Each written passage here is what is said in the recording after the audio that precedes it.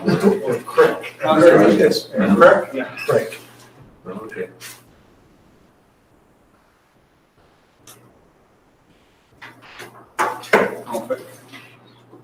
We don't get enough water and it's stagnant, then it's just one.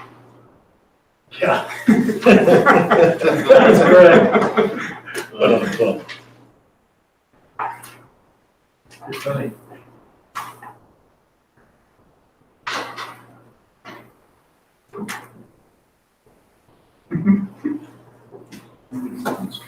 Let's just look up. He's trying to do it. Really funny. You're good? All right. We are live and we are streaming, so. I call the meeting to order. First order of business is pledge of allegiance. Pledge Allegiance to the flag of the United States of America, and to the republic for which it stands, one nation, under God, indivisible, with liberty and justice for all. Thank you all. If there's no objection, given timing and such, we'd like to move up on the agenda the discussion of the solar contract from whole business. We have representative for Drummond and Woodson on virtually, and is there any objection to moving that up on the agenda? And I guess while I'm at it, I guess we'll move public comments to the end of the agenda as we have, so we allow people a chance to call in. And the phone number is on the website, is that correct, Will? That is correct? Okay, seeing no objections. We need a motion to. Okay, so we'll do that as a motion. So, motion to move it up on the agenda. So moved. Second. Second. All right. All in favor of moving solar contract up on the agenda? Very good. Is unanimous. Very good. Peter, I'll let you introduce. Welcome. Can you hear us okay? I can. Can you hear me? We can. Thank you Okay. very much. Pleasure to be here. I believe both you and I think perhaps Charlie Agnew from Competitive Energy might be joining us this evening. Yes, Peter. Good evening, everyone. This is Charlie. Hopefully you can hear me okay as well. Thank you. Aga, could you just take a moment to introduce yourself? And Sure. Yeah, happy to do so. So my name is Aga Dixon. I'm an attorney at Drummond Woodson, and I was asked over the course of the past year, I've been involved in negotiating and representing school districts as well as municipalities on a number of solar purchase arrangements, including the first phase of the CES set of contracts. As you may know, this is the second phase. This is the second batch of contracts that CES is shepherding and negotiating between a whole host of buyers and a whole host of sellers. So my background is primarily as a school and a municipal attorney, but I've had quite a bit of involvement with these solar arrangements representing buyers on a whole host of deals. And so I've been asked today to represent the school department and walk you through kind of the most important terms of this arrangement so that you have a full understanding of the deal before you make your business decision. Thank you very much. And with that, we'll turn the floor over to you. Okay, so I had forwarded you all 4 documents for today's presentation. The first and really the central one for you is the proposed vote on this this contract. You should have that before you. You should also have the form of contract in front of you as well. And you should have the summary of savings that CES pulled together and some of the details of the load commitment that you will related to these contracts. But what I will focus in on initially to provide you with some background on this deal is a document called Steps and Considerations in Analyzing the Cost Savings. So does everyone have that? It's a 1-pager, very colorful, 4 different colors on the page. Does that sound familiar to everybody?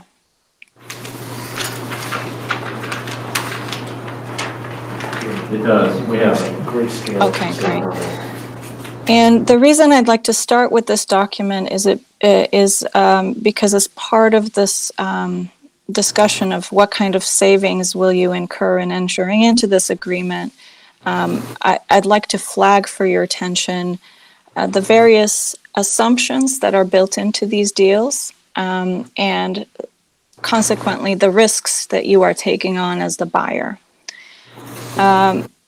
So just by way of background, you all may know this already, and I apologize if this is all old news, but about a year ago, a little over a year ago, the legislature in Maine enacted some significant changes to Maine's net energy billing laws, which for the first time really allowed commercial and institutional buyers of electricity, such as school districts and municipalities, to purchase net energy billing credits from a renewable resource such as a solar farm and use those credits to offset the costs of your CMP bill. Now, if you're familiar with your CMP bill, your residential bill or the school's bill, that bill is structured and it has two main parts. The first one is your charge for the supply of electricity that you use. And the second one is for the charges of transmitting and delivering that electricity. So back when Maine deregulated the electricity market, buyers for the first time could go out onto the open market and purchase their electricity through competition. They didn't have to take the standard offer. And so what a lot of school districts did at that time is they engaged with brokers such as CES to help them find the best electricity suppliers, the best prices to reduce their costs. The second part of your bill, as I mentioned, is the transmission and delivery service charge. And that is the charge that CMP invoices everyone for the privilege of transmitting the electricity from the grid to your doorstep or to your buildings.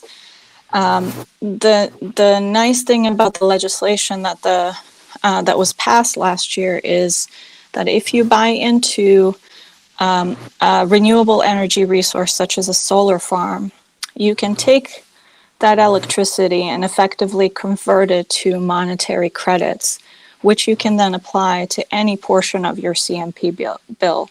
So both the supply component and the transmission and delivery component. So if you look at the handout that I gave you, the first step in calculating whether or not a contract like the power purchase agreement you have in front of you, also known as the net energy billing credits agreement, is to figure out what your historical usage of electricity is in order to estimate how much your future needs will be. So CES has looked at your historical data based on the invoices from CMP and your competitive electricity suppliers for all of the school's accounts. And they've calculated that amount and ratcheted it down quite a bit to be conservative. And the reason for that is in part because, as you know, your usage of electricity may change going forward. It may go up if your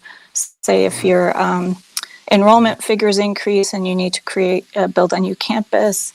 It may go down if your enrollment figures decrease and you need to shut down buildings or so on. Likewise, the cost of delivery and supply of electricity are variable. So the delivery rate is set by the PUC every year, usually in the beginning of July. And of course, the cost of supply that you purchase on the open competitive market could go up or down in future years. So because of these variables of which you have relatively little control, you want to create a nice fat buffer to figuring out how much electricity you are needing to purchase in order so that you don't over-purchase. The second step in calculating your savings is to figure out how much it's going to cost you to buy the electricity or buy the credits. that are generated from the solar farm. And so solar production is based on, technical modeling software that developers use to figure out how much electricity a farm is likely to produce. And that solar production is basically the sum of those estimates. So you take the solar production of a farm and you multiply it by the percentage that you as a buyer wish to purchase, and that's the amount you purchase. And then you multiply it by the rate, the fixed rate that is offered in your contract. And that's going to be your cost. And you pay that bill monthly. So the variables in this is obviously we have a good sense of how much solar production is going to be, but not a perfect estimate. They are these models are just estimates, and actual solar output varies from month to month, as you know, and certainly from year to year, especially as the solar panels naturally degrade. So keep that in mind, because the cost of purchasing this electricity under the net energy billing credits agreement can change in the future depending on the output of the facility. In your case, the net energy billing credits agreement that you have does not have an escalator, which means that you pay a fixed rate. You're being offered a fixed rate per kilowatt hour or per megawatt hour for any electricity you purchase. Now, the last piece of this is really why would you purchase this electricity? You're always going to have your CMP bill. You're going to have to continue to pay a competitive supplier or purchase the standard offer to buy your electricity. You're always going to have that CMP transmission and delivery charge. So why would you also enter into a separate agreement to pay a solar developer additional money every month? Well, the reason this makes sense is because of the legislation. As I mentioned, the net energy billing law allows you to take that purchase that you make under the net energy monetary value on your CMP bill. And the monetary value on your CMP bill results in a savings so long as the value of that per kilowatt hour purchase is higher than what you are paying the solar developer for that kilowatt hour. And so the way the credit is calculated is the PUC sets the rate every year. And it's pegged to the standard offer as well as to the delivery rate that the PUC puts out to bid every year. And essentially this year, the 2020 tariff rate for the medium class, which I believe Winslow falls under, is just under 13 cents a kilowatt hour. So, once you calculate it out, you can figure out that your annual savings are going to be, the amount you buy the solar power from for the amount you pay, less the credit that you get on your bill, and that will be your savings. And of course, if you over purchase, your savings will be less. And if you're under purchase, you may not incur as much savings as you potentially could under this program. But the math is pretty simple. What makes it complicated is all of the variables that go into calculating your future electricity needs, all of the variables that go into calculating or projecting what the tariff rate, the value of that credit is going to be in the future. And none of those things are in your control. We do have, this contract is based on certain assumptions about what the electricity market is going to do. And so the projections that you are seeing from CES about your cost savings over the course of this contract term, which is 20 years, are based on certain assumptions about what the market will do.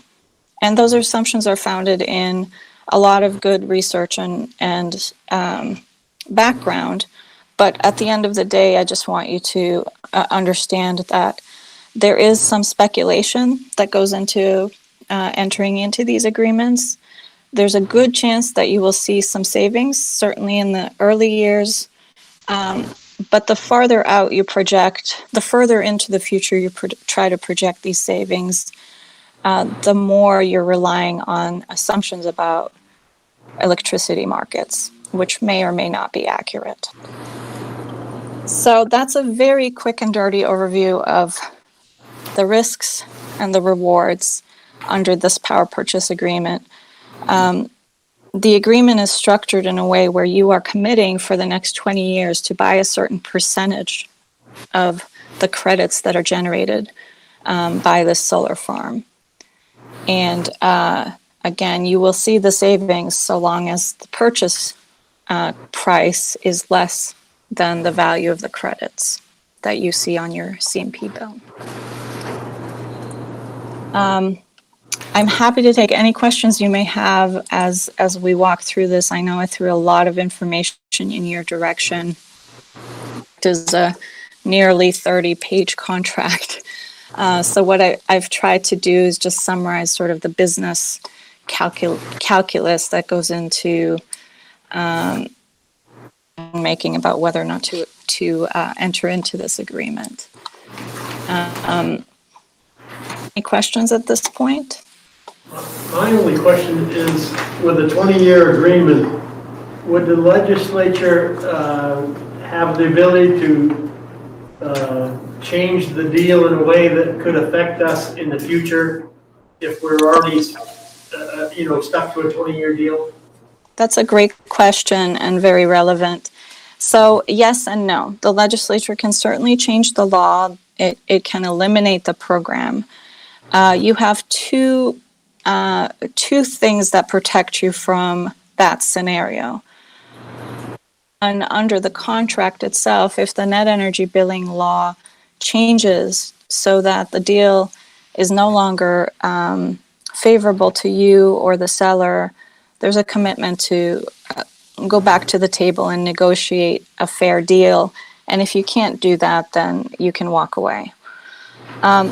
Frankly, the protection that you truly have under this, though, is constitutional. If the legislature were to eliminate this net energy billing arrangement, then it's highly likely that they would insert a clause that essentially grandfathers contracts that have been made on the basis of this current law protections under the contracts clause that prevents governments from eliminating the business terms, the favorable business terms that have resulted from certain legislation. Very much related to that is bear in mind that you are far from the only school district, never mind municipality and business in the state of Maine who's contemplating entering into these agreements. And there is certainly a lot of political safety in numbers. I suspect that if the legislature made dramatic changes to this law without sort of grandfathering in or sheltering in those who have contracted under the current regime, there would be pretty significant backlash politically. So I suspect that I don't think that you need to be overly concerned about the prospect of a legislative change. You mentioned that we don't have an escalator and that we're at a fixed rate. Is that a fixed rate for the entire 20 years of the contract? Yes, it is. If you take a look at, let me just pull it up here, the Exhibit B, the payment rate, which is on page 25 of the contract, you'll see that the solar developer is proposing to charge you $87.15 per megawatt hour. So there is no increase in that fixed rate for the 20-year term.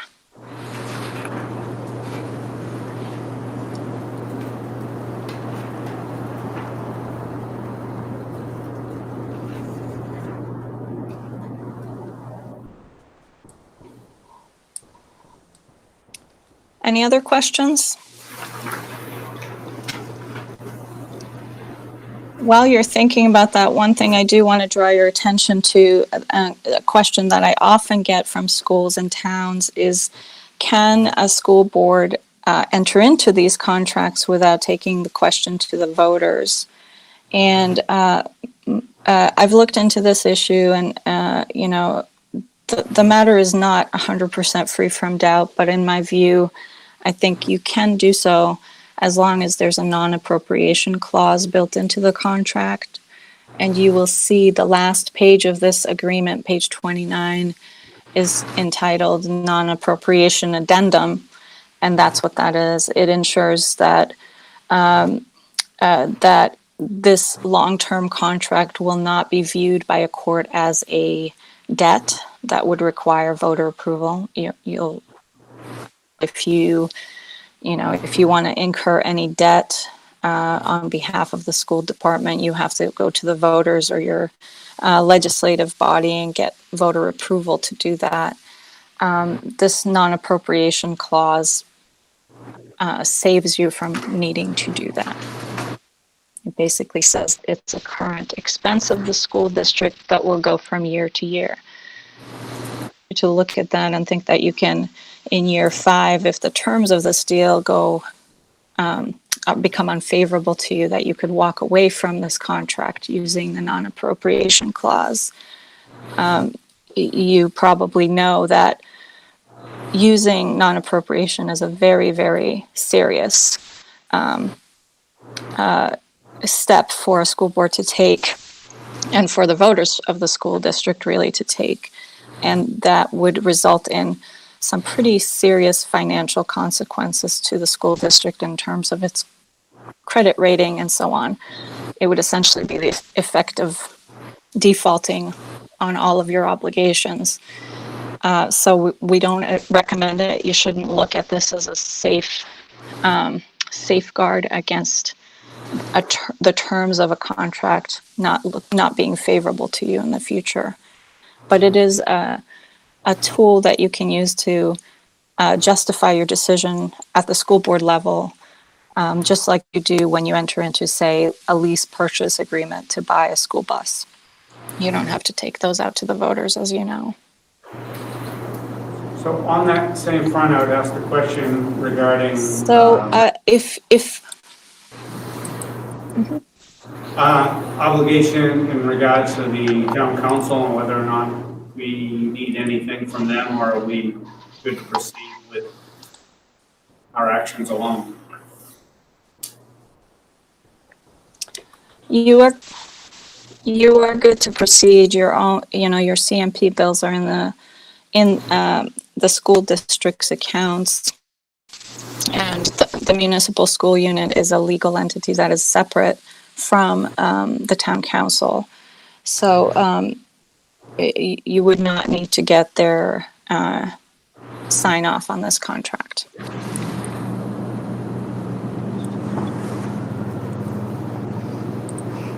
Anybody else have any questions currently?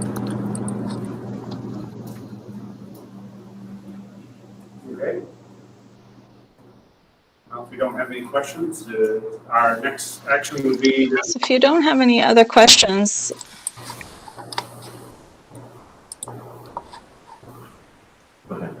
If we don't have any other questions, are we to the point that we're looking to proceed further, and is anyone willing to make a motion in the effect of what we were given as the legal motion for this proceed?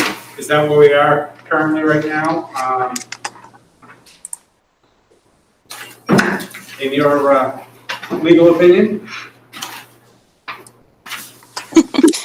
Yes, it is. If you don't have any other question, I would suggest that you take a look at the draft vote I prepared for you.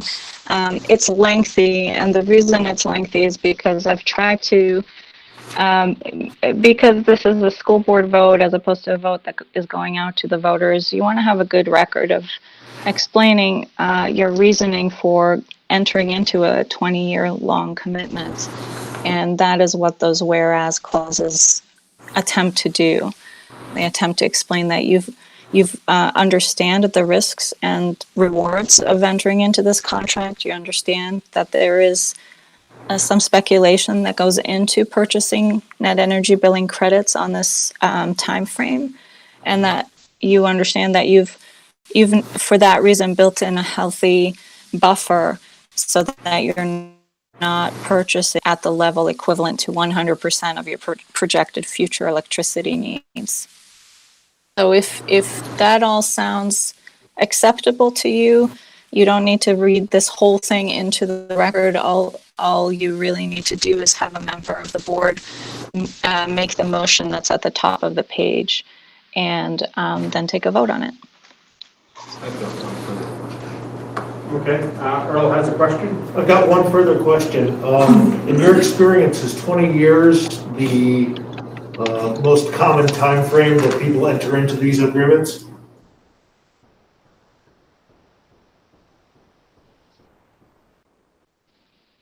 Hear the question. Can you repeat it? Certainly. In your experience, is the 20-year time frame the most common time frame that is negotiated in one of these type of agreements? Yes, it's the only time frame that's been negotiated on these deals, with the exception of a couple of contracts that have actually been longer because of some financing requirements. But the overwhelming majority, if not the entirety of the contracts that have been entered into or are being contemplated entering into under the main net energy billing law are 20-year-long contracts. And that's because the law contemplates that that's the commitment that buyers would make. Thank you. I guess I'll ask another question, and maybe this is for Charlie. Just wanted to be sure that this information I have in front of me about $47,091 being the annual value, is that the correct and current number, Charlie? Yeah, good evening. That is what is expected, and I think Aga did a great job of summarizing the agreement. But what should be known is that the variables going into savings calculations. Aga mentioned that they are speculative. They are certainly dependent upon future costs of electricity, and in particular the net energy billing credit rate.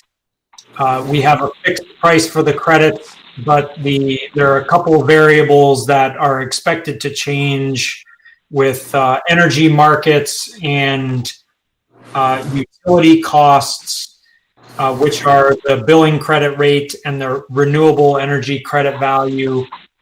We think we've estimated those conservatively, but there is that. So that is our current assumption.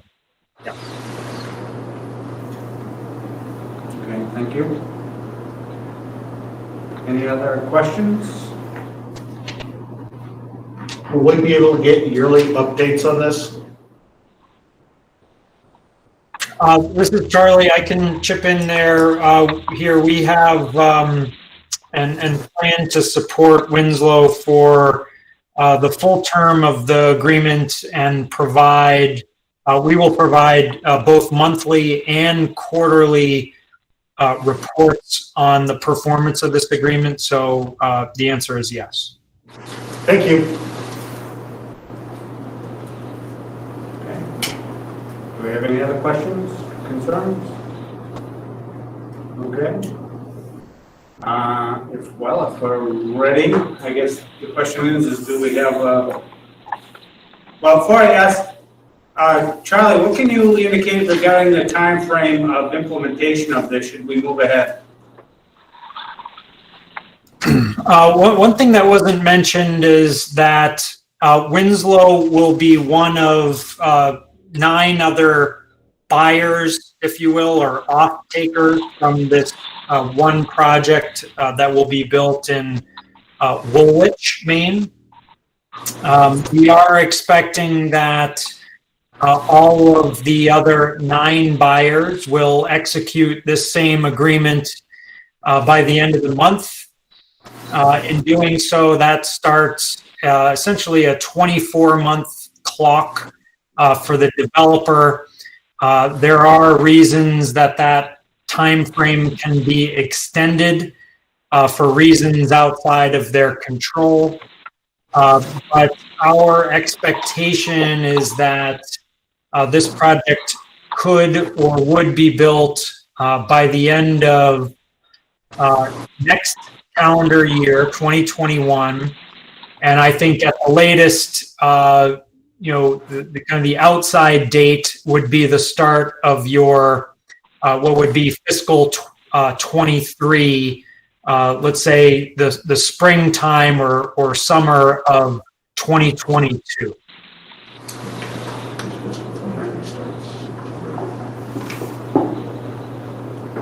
All right. And that's when the 20-year contract kicks in, right? With respect to the purchase and sale of utility bill credits, yes, that starts when the project reaches its commercial operations date. Yep. Okay. All right. Again, I guess if there's no other questions, you seem to keep coming up with them. If not, does anybody want to make a motion? Please be specific in your motion if you'd like to do so. I move that the vote entitled "Vote to Authorize the Purchase of Net Energy Billing Credits" be adopted in form presented to this meeting. We have a motion. Do we have a second? I'll second it. Do we have Earl? Very good. Do we have any other discussion? Okay. Seeing none, hearing none. All in favor of approving the motion to vote to authorize the purchase of net energy billing credits be adopted in form presented at this meeting. All in favor?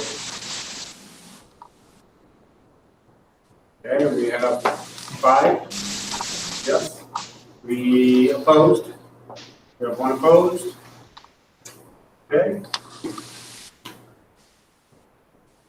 Very good. That passes. Anything else for Aga while we have her? Or Charlie? We all set? Peter? Okay, thank you. All right, thank you very much, Aga and Charlie, for your information. We look forward to hearing from you. Okay, my pleasure. Thank you. Thank you. Sounds good. Have a good night. You too. You too.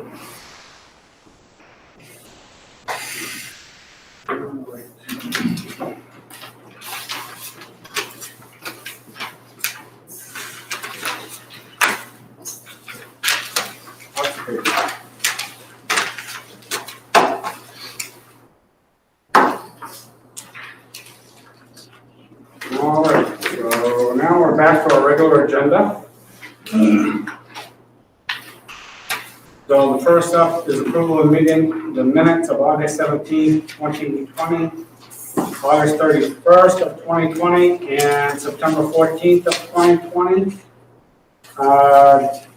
I have one, before we go to a motion, I have one correction that I saw was on August 17th. The report of committees about Mid-Maine Tech Center, in the second paragraph of that was me that mentioned that, it was not Earl. That's the one I had. On MMTC. MMTC. Yeah. Second paragraph of the report of committees. Other than that, do we have a motion to approve those minutes? That's correct, I guess. Okay, we have a motion. Do we have a second? Second. We have a second. Very good. Any discussion, corrections, or otherwise additionally? Okay. Hearing none, all in favor of approving the minutes as presented and amended? Unanimous. Thank you. Next up, approval of roll accounts dated August 27th, 2020, in the amount of $607,993.19, and dated September 10th, 2020, in the amount of $304,690.98. Do I have a motion to approve the roll? Move to approve the roll. We have a motion from John. Do I have a second? Second.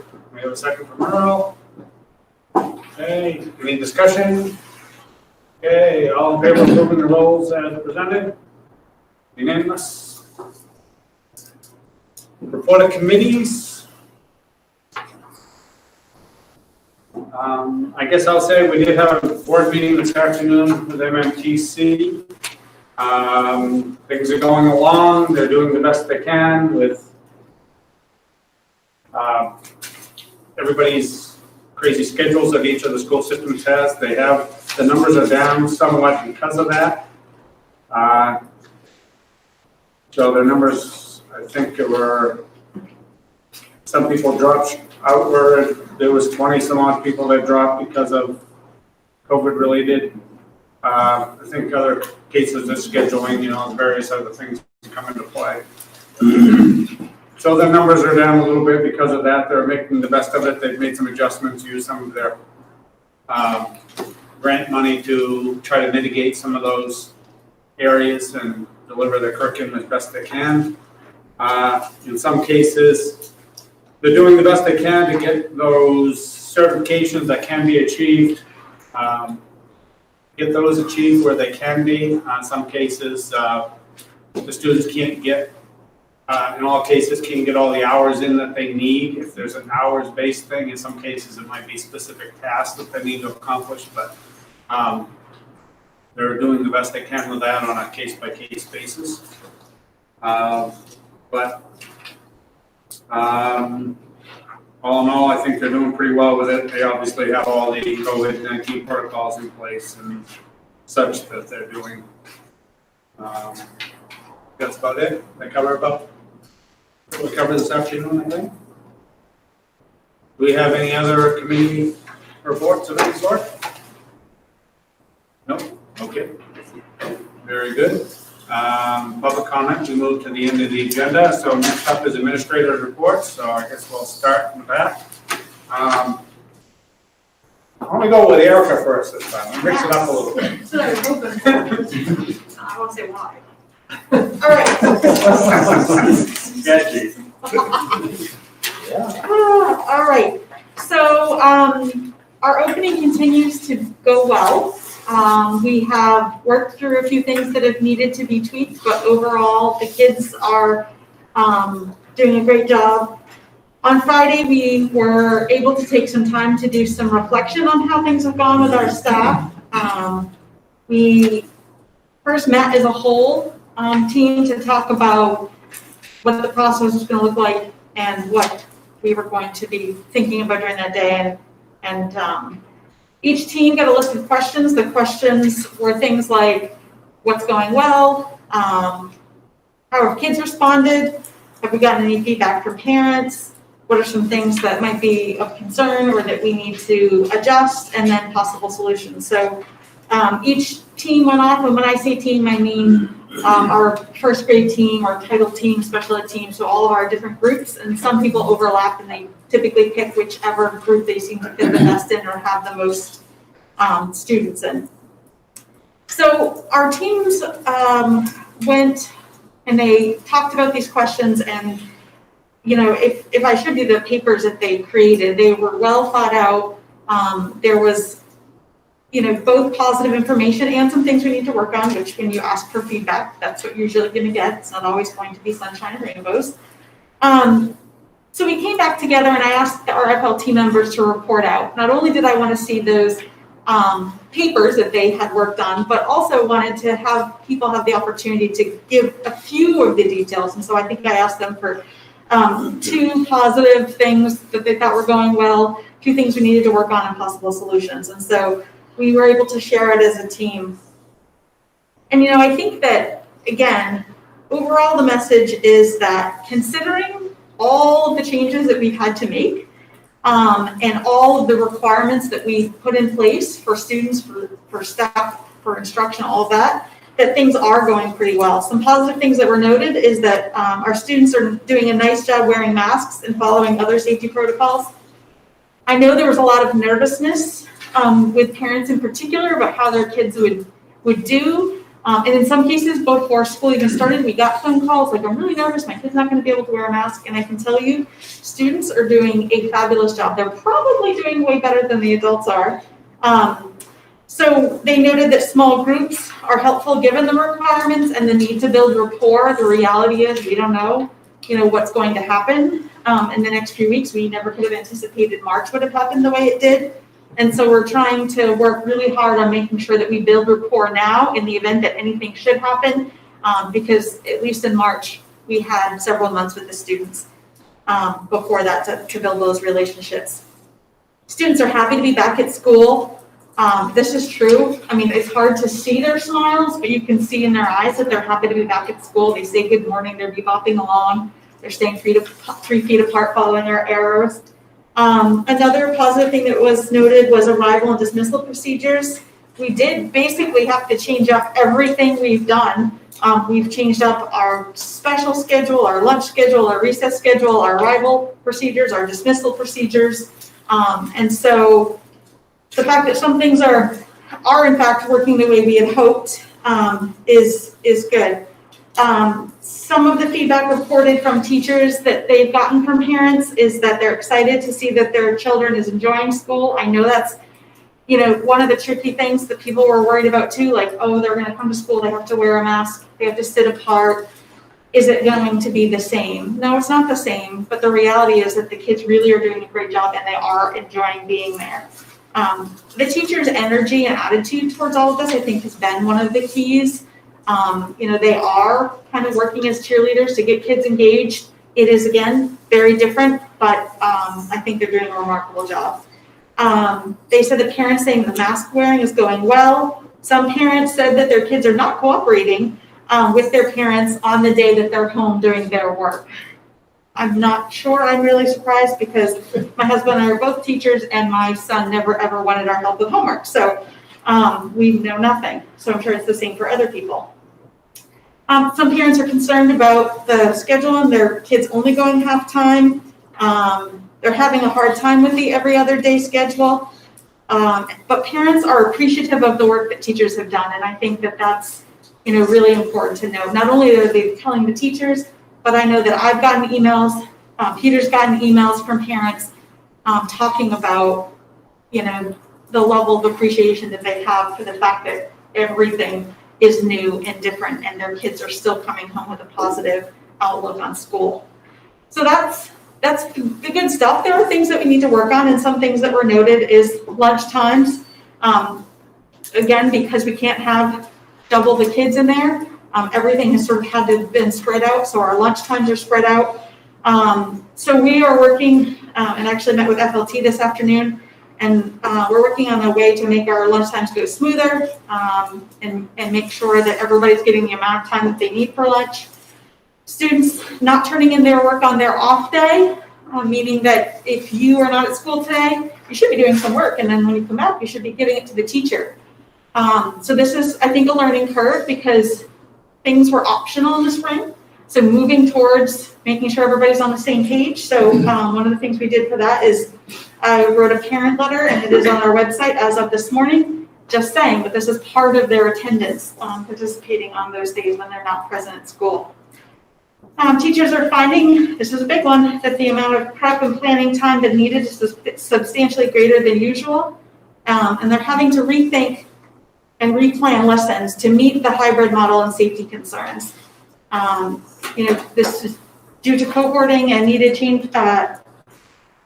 schedule changes. Teams don't currently have common planning time, which is different for them. Again, it's another thing to get used to. They have planning time, but it's not all together. So we're working to use some of our staff meeting time, our PD time, to make sure that our teams have the time that they need so that they're on the same page. Because now more than ever, we need our teachers to be communicating with one another so that we're on this path to steady progress. One of the other feedbacks or things that need to be adjusted, they Some families and teachers have recommended a more consistent schedule instead of the rotating every other day thing. There are pros and cons to everything. Devices are needed for all students. We're actually waiting on an order of devices. We have many right now, and we have to prioritize making sure we have devices for remote students, for students who have services on their off days, and then we are working to, we have several carts still in our building, so we're going to have a rotating schedule so all of our students have an opportunity to interact with the platforms that they will be using once our devices do arrive. And then more PD, the last thing is more PD for remote and hybrid teaching. And I am working with Michelle Lake, our instructional specialist, to plan some PD on this topic for our October workshop day. The teams appreciated the time to reflect and help come up with possible solutions to make this situation as good as possible. So again, there are certainly things that we can work on to make all of this better. But I think overall, our teachers are staying positive. Today during our FLT meeting, there were some discussions about what are some other ways, could we change schedules, things like that. And they could have easily said, yes, this suits me the best. I think we should do this. And instead what they did was they really thought about how does this suit everybody as a whole? And they made the decision that maybe this particular change in schedule wasn't the best for everybody involved. So, and all of our teachers are great. They're working hard. And I think they appreciated the opportunity to really look at what we've done. Again, it's only been 2 weeks and we were able to get a lot of feedback about how things are going. And we'll just continue to work on making things better as we go. Yes, sir. I have 2 questions. I probably will be asking the same questions to each building. I'd like to hear an update on attendance, and I'd also like to know the progress on the use of the subs that we provided for your, I think it's 2 per building, if I'm not mistaken, and how you're using them and how that might affect maybe possibly planning time. Yep. So I don't know, and you can jump in at any point in time. These are 2 areas that Mr. Price assists with as well. So our attendance, we are working to make sure that everybody understands the requirements. So for in-person attendance, it's been pretty good.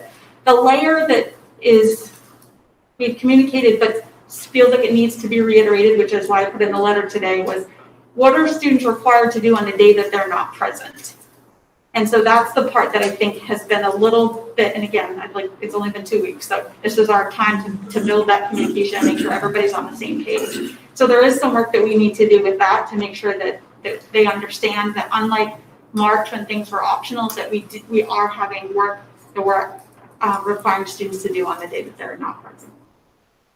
In terms of the 2 subs, does that answer your first question? Yes. Okay.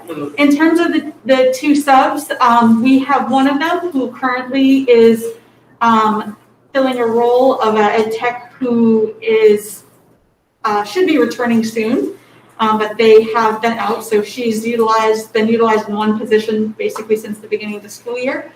The other sub we have been able to utilize in a variety of roles. This week she happens to be filling in for someone who's out for this entire week. So it is possibly a tool that we can use to, as you suggested, work on some coverage for planning time or whatnot. But right now we've been able to utilize them. Thank you. Yes. What have you seen as far as a change from students who were attending to going forward? Yep. We had 5 students who changed from remote to in-person because our first cutoff date was the 16th was the notification date. So we had 5 students. 3 of them were in one family, so basically 3 families total. We, at the very beginning, like the first week, I think we had 2 or 3 who changed their minds from in-person to remote. But in the last week, I guess today's only Monday, so the last week or so, there has not been any more movement in that direction. So you've actually seen a net increase in your... Yes, and of course, the tricky part is that some of them changed their mind literally the day before, Yeah. and so the numbers weren't consistent up until we started. Yes. So we're at the equivalent of like 1 full week of school, right? Week and a half. Is everything kind of on task to where we'd be after a week and a half, week of school, basically? Like, as far as students, IEPs, stuff like that going on? So usually after the first week or so is when usually we take the first week and students get acclimated to their schedule and their teacher. All of those things have occurred. So we are, like our GT services have already started. So everything is really moving the same way. What I think has been nice is that because of the small groups, it almost feels like the time that it takes to transition back to school, even though it's been longer because it's only every other day, it actually has happened quicker. So it's not like each group is going to take 2 full weeks. Because they're smaller groups, it's going to take a week of the time that they would take. So you feel like you've done more for the smaller groups, so maybe we're more an equivalent? I think in terms of getting reacclimated to school and learning all of that, especially in the environment where we're in, where they have to learn literally everything, like walking in the hallway different and wearing a mask and eating lunch different. I think they've done a tremendous job. If you saw even just the kindergartners this morning, they're like bebopping in, hand sanitizer, walking to their rooms like they own the place and they've only been there, 5 times. And even just the wearing the mask and the hand sanitizer, like it's all second nature now. And of course, kindergartners are lucky because they might not have been in our building before, so it's new to them. But yeah, I think especially those things that we thought were going to be more problematic, like getting used to these new routines, they're second nature. So now we can move forward with all the other stuff that we need to do. And lunches are going okay. I know you mentioned you got tweaks. Yeah, I think the lunches are going okay. There's some work, and we have a plan on how to make it work. Usually the first week teachers are helping to transition kids in to lunches and stuff anyways. And so now it's making sure that they feel like they can leave the students at the door.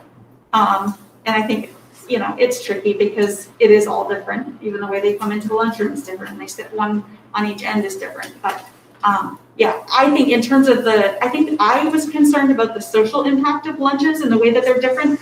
But I cover kindergarten lunch and they still talk, they still chat with each other. There really isn't anything different in that way, which is what I was most concerned about. The teachers mentioned how the kids are doing as far as how behind they may be from last year. I mean, are they going over new course material yet, or is it kind of still, I imagine it's going to be for a while, last year's, just to catch up? So, of course, we spend time at the beginning of the year getting routines and rules and all that stuff in place. Our teachers have started doing some assessments. We haven't gotten through all of our formal assessments yet.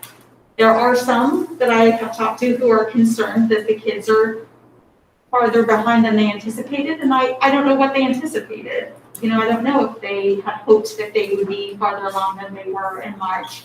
But we're at the point where we're gathering that information now, both formally and informally, because then we'll make a plan with our GI and other services, title services, to move forward. But we know, we're all prepared that it's not going to look the same as it typically would at the beginning of the year. Sure. Can I hop in with some of an answer to that? Yeah. So Keith Martin, who is in his first year as our math specialist, one of the things that we've tasked him with is to take the data that we did have up through March of last year and roll that back into some new spreadsheets so the current year teachers have that, so they look back on it. That's something that we typically have done at the beginning of every year. But he's playing a key role in helping us to organize that stuff and working with the teachers and the teams and getting that information out to them. So that, in addition to the informal assessments that have already been started, and the ones that will come, we've talked about that today, both in an instructional group meeting that we had with Linda Hay, Keith Martin, Eric, and myself, and at our team meeting. So Great. Mr. Mark's very good. So. if you had much years to teach that. Anything else from Mr. Kyle? Did Kyle have anything else to add? I have just a couple of things. I want to thank Shelley to start off by thanking her for helping organize some recent activity that needed to take place in our office to get some things into place, some plexiglass, the final location of our bus radio base station and our intercom system, which was still left over from the renovation project. and then some additional two-way radios that we needed to help accommodate these individual recesses. Our nurse did not have a two-way radio. We felt it was important for her to have one because of the way things are. So I want to thank Shelley for that. We do still have some more things. I've talked a little bit with Peter, and I haven't done it yet, but I have a list of items I guess we'll probably forward into the punch list of stuff that still needs to be done. We have a little bit of stuff going on in our locks in the front entryway that needs to be, they're working on it, but there's just some timelines on that. Now, I want to just elaborate a little bit further on the drop-off and pickup procedures. I think our parents have adjusted really well to that. I was a little concerned about how that was going to be. And a lot of times, especially for kindergarten parents, they want to come to the door, they want to get inside the door, even though we tell them that that's not the best practice. This year, I think we had one child that might have shown some hesitation about getting out of the vehicle and then continuing on the path that we have. One of the paths we broke that up into two locations. Some of you may know, one of them is in the Dean Street parking lot. The other one is the traditional one that we've used. And so we divided the alphabet to help do that. Really, it's a quarter of the alphabet. You get half the students one day, but half of that, half of parent pickup is spread out that way. We had to make some tweaks in the first week. We had a little bit of backup on one day in one location and not so much in the other, and it was just the opposite, so we redivided where the alphabet split was. That seems to be going smoothly. I think the next phase would be for us to get together with Peter and Shelley. We've got cones and barricades out there that the Public Works Department provided us. We didn't want to do anything permanent until we knew this was going to work over there. It seems to be working, so now I think while it's still warm and we've got the weather, we need to maybe paint some directional arrows down out there so we can get the cones off the ground and out of the way for winter and kind of continue. I think I talked with Ellen Stewart today, our school resource officer. She's been monitoring because we did have some backup out to the road. She felt that the adjustment that we've made is going well. So we'll run up a few flagpoles before we actually figure out how we're going to get some markings down out there, but that would be the next step out there. I think parents particularly responded well to the afternoon pickup. We're not letting anybody in the building. You know, for years, I've sort of scratched my head and wondered about the architectural design of our building with this big portico that we had on over that main office entrance. I think we're going to put it to use because that's where parents are going to have to congregate for their pickup in the afternoon. And if you're familiar with the building, what we're doing is we're using the gym now for that holding area, if you will, for students. So parents are coming up underneath the portico and identifying themselves to me at that first set of gym doors that actually opens right out into that area. It's still undercover.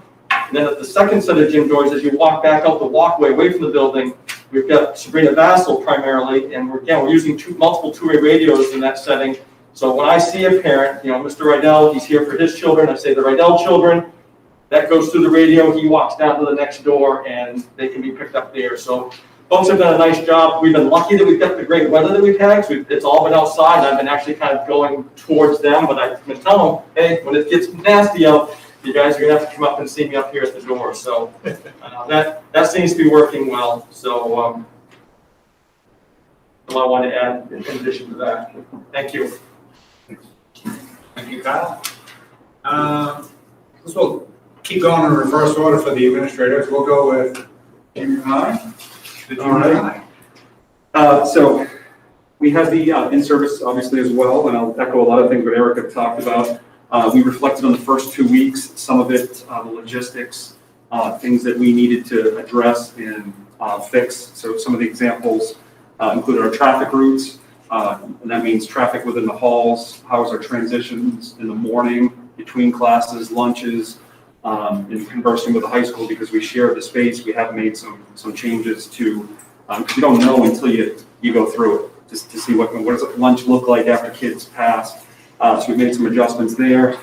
We're not using lockers. That has come up a number of times. We've got these, little 6th grade students carrying, 80-pound bags all day. So we're coming up with strategies to either assign lockers or individual homerooms, address kids at various grade levels to accommodate the heavy backpacks that has come up.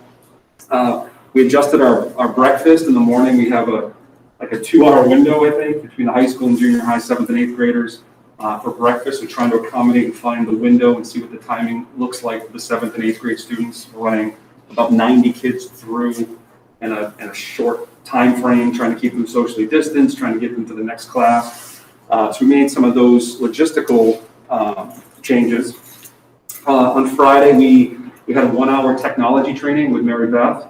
A lot of the things with the extensions on Google have changed just in the 2 weeks. And Will keeps us up to date. We'll shoot it out to our tech people. And Mary Beth is our leader in our building, so she's getting teachers up to speed on that. And it's ever changing. I mean, the Cami that all these extensions the teachers are using, we'll do a training on Friday, and within 2 weeks, there's a brand new piece of technology that's just fantastic. So continuously keep up with the training. We discussed extracurricular activities, which I think Chad's going to talk more about, and not just the athletic piece, but the various clubs and things that we offer for 6th, 7th, and 8th graders that we feel are just an integral part of their development. So we have a conversation on part of the day Friday, just how can we still incorporate these activities with safety protocols. And again, Chad will talk more about that one. We talked about what would it look like if we were to bring all the kids back now that we've gone through this. And it was unanimous, it would be nearly impossible. Just if you look at the transition, if you come visit the school, if you came to chorus period 4, it actually takes place in this classroom, and so Ms. Viggy's chorus class. We'd have to run another chorus section. I mean, this is all these logistics with lunch, transitioning, and I'm not even mentioning transportation. So we felt that what we were doing, the safety protocols now, like Erica alluded to, it's becoming second, it's habit at this point, so we can hopefully move on to some of the more academic stuff. We did have conversations about, if we get a call from the school board chair and the superintendent, if we had to shut down, are we prepared and what does that look like? Had great conversations Friday so that we are prepared for that scenario, and what are the needs that teachers feel like they need to, the full remote. We all assume that teachers are masters at technology, and it's not the case. There's so much learning that's going on, and if you just sit in these conversations and in the trenches, they're still learning too. So it's just great conversations. Concerns, needs for improvement, the remote attendance. So someone earlier asked about the attendance. We're finding again that we're struggling with the off day, the days that the students aren't expected to be there. What does that look like? And there's so many stories from babysitting to, Mr. Briggs, I just can't log in at this time for various reasons. There's all these different scenarios. So we're struggling with that piece a little bit. We're finding the remote students more so than ever, and I don't have the data yet, are just opting out, saying, for example, I'm going to Massachusetts for 2 weeks, so I can't log in. We feel like we're losing, that face-to-face interaction, like getting kids in school. And again, I'll have more data on the attendance piece, but that's one of the concerns we have. Is that, when you say the remote, is that cohort C or is that Cohort C? Cohort C. Okay. Yeah, the students that are full remote, and we're up around 22 8th graders. We're still 11, 12, 6th, and 7th. So we're running 40 plus students. And teachers will come to me saying, so-and-so is going out of state for a week and they can't log in. So those questions came up quite a bit. Lots of discussions about, with the shortened time, and we talk about the curriculum, what's the best bang for our buck. Michelle Lake, compliment to her, she shared an awesome piece about instructional strategies and what are we doing for students on the days we have them, and then the work we're sending on the off days, and what is the top research strategies to really engage students and student learning. So we had some great conversations about that throughout all 3 grade levels. Building relationships, that's come up. We're so accustomed to seeing kids every single morning. Good morning, good morning. Now we're seeing them every other day. So, behind the mask, trying to make that an important piece and component to really engage and build relationships with these students. Like Erica stated, they are coming out of their shells. The lunches are becoming more vibrant. It's not just sitting there. First week, especially with our 6th graders, they just sit there behind this mask and there's no engagement, and now they're starting to show their personalities. Next steps, we talked about this morning actually with Peter and administrators about getting an October schedule out. What does that look like? Future planning for our teachers to support them. Continuous evaluation, faculty meetings, leadership meetings. I know myself being creative and giving time for teachers to do that. The faculty meetings more refer to the housekeeping stuff that I can communicate through email and offer them time in departments. We had some conversations about that. We also talked about the importance of training parents.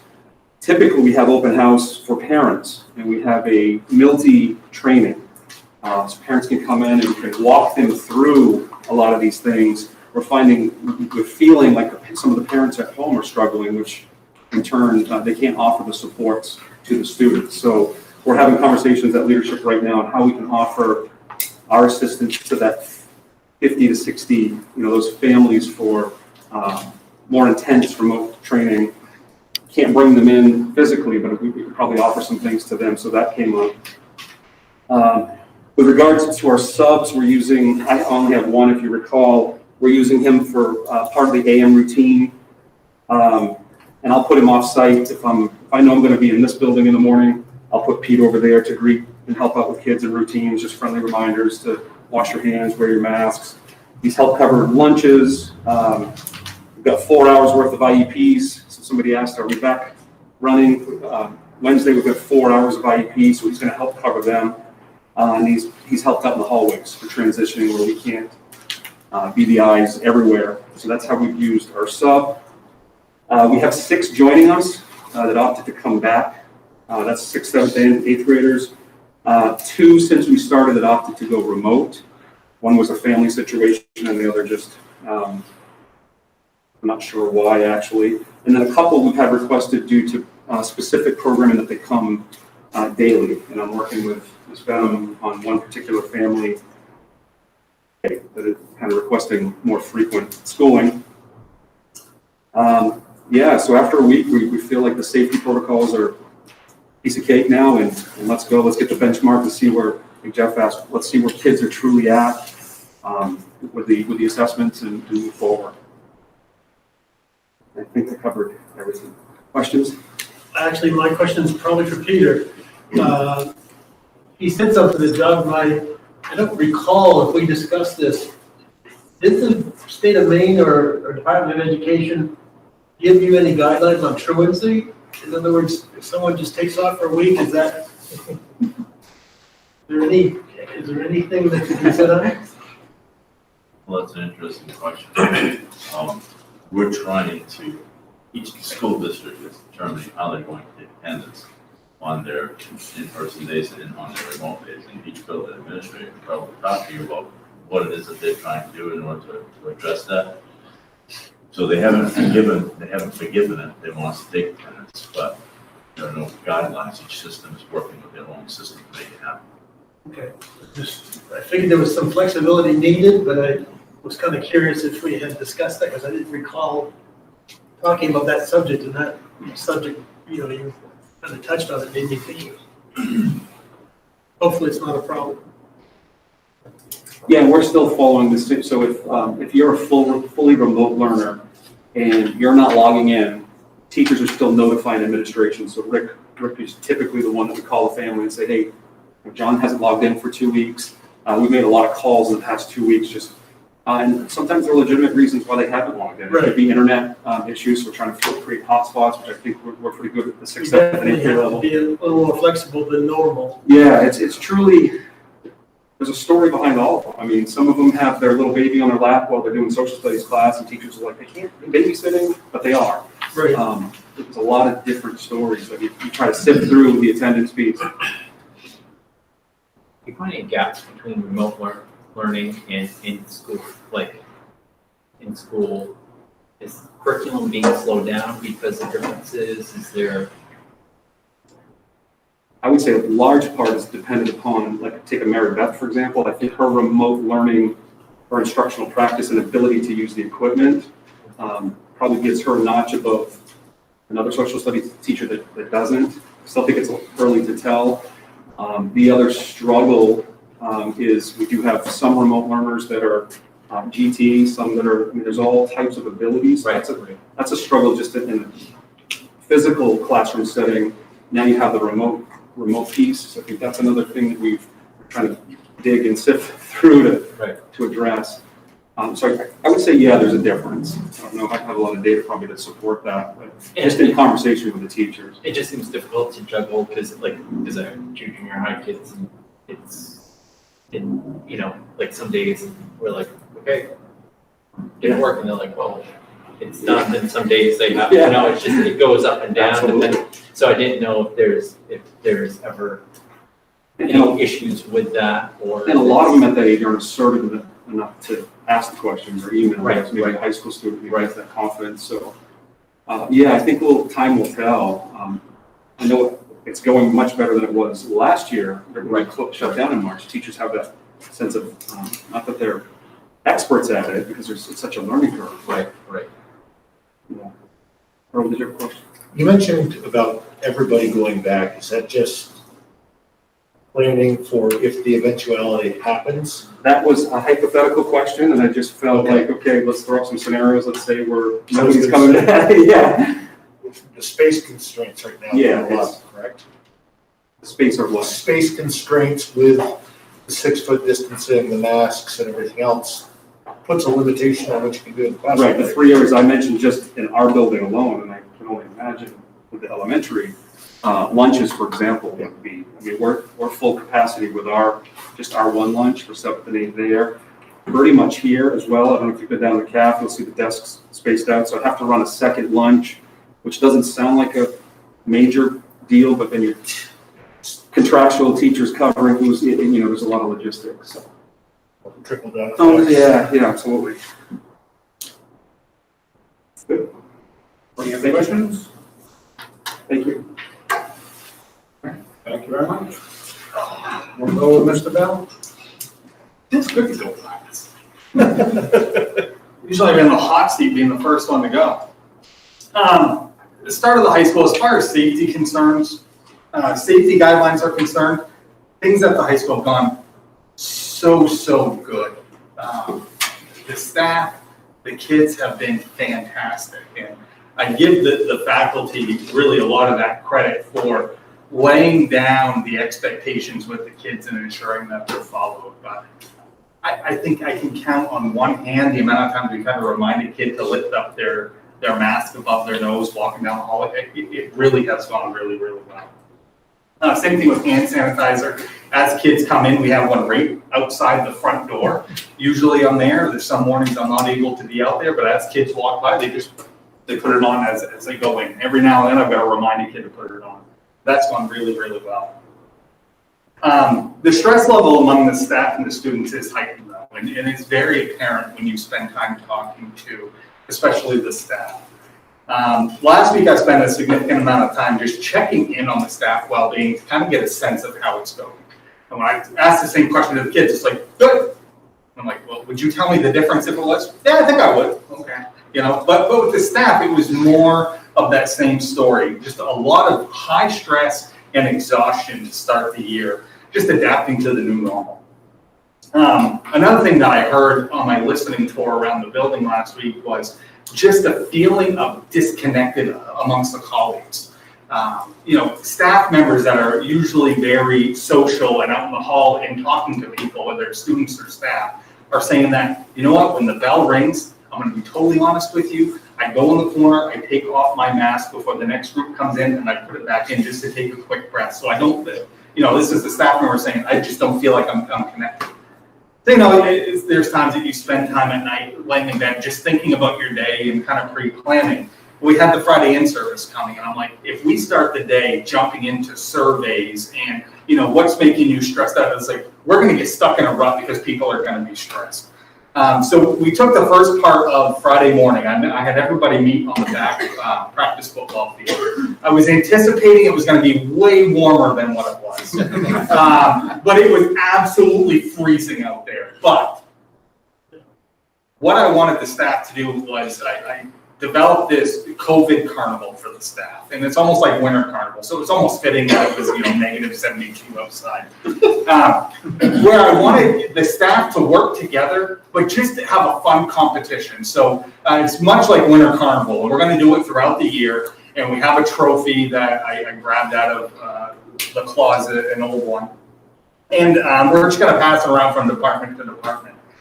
The very first competition was a trivia contest. And I will report, not just because Mike is here, but the social studies department won the first contest.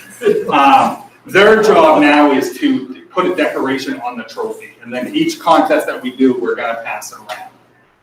I felt like it was important to start getting out some of that stress because, and I already said it, in order to have those conversations, you kind of had to get to a good mindset.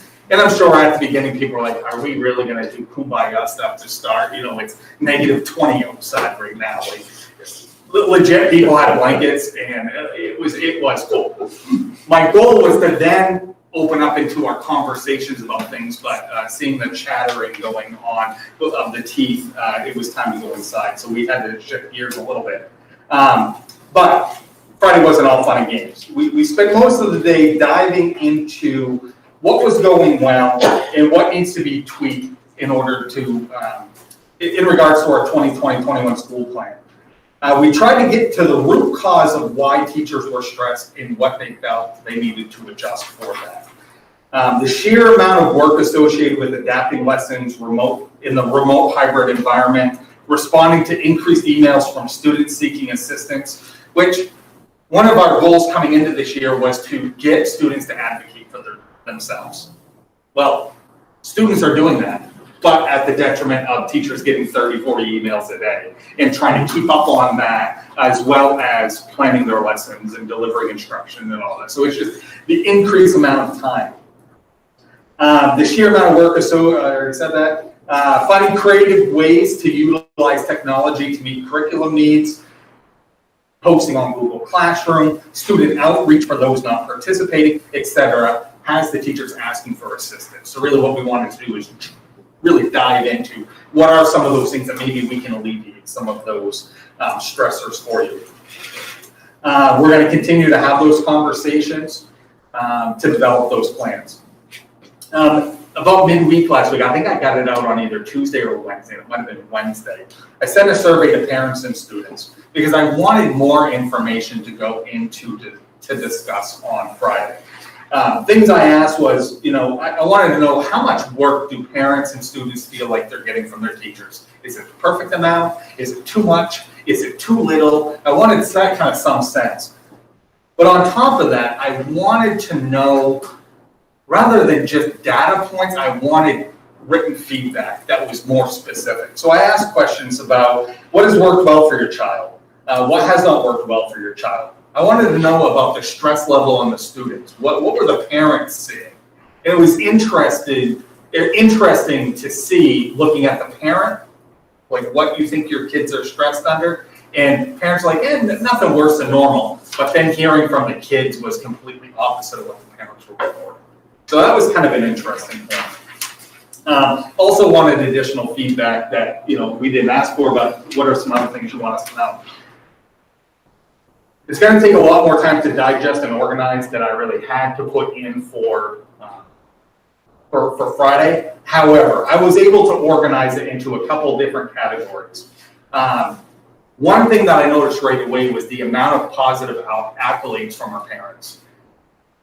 They not only support our teachers, but recognize the hard work and dedication that they are putting in the classroom to make sure that it is 100 times better, if not 1,000 times better than where it was last spring.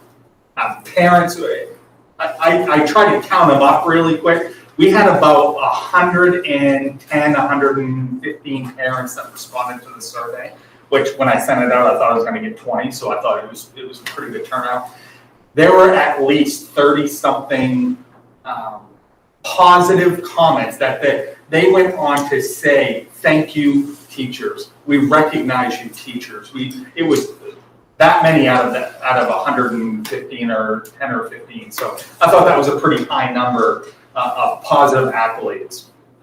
But I also didn't want to just focus on the positive. I want to say what hasn't worked well for their child. What are some words of caution that they had, and what are some recommendations? As with any survey that you can imagine, you don't want to make any knee-jerk reactions based off a comment or a couple of comments that you read, in either positive or words of caution.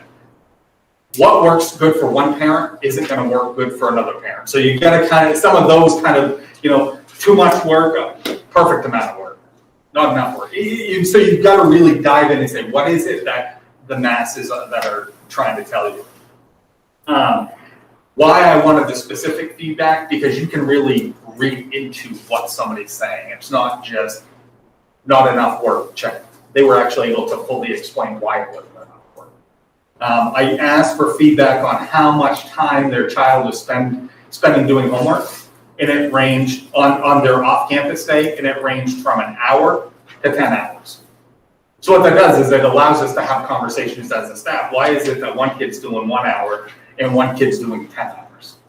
And so having a conversation about workload, what are the expectations for workload, which then, dive into like 2 or 3 other comments there.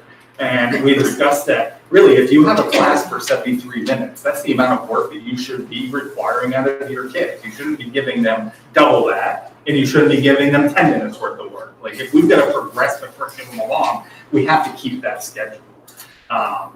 Some of it comes down to, and in my own house, we've had conversations about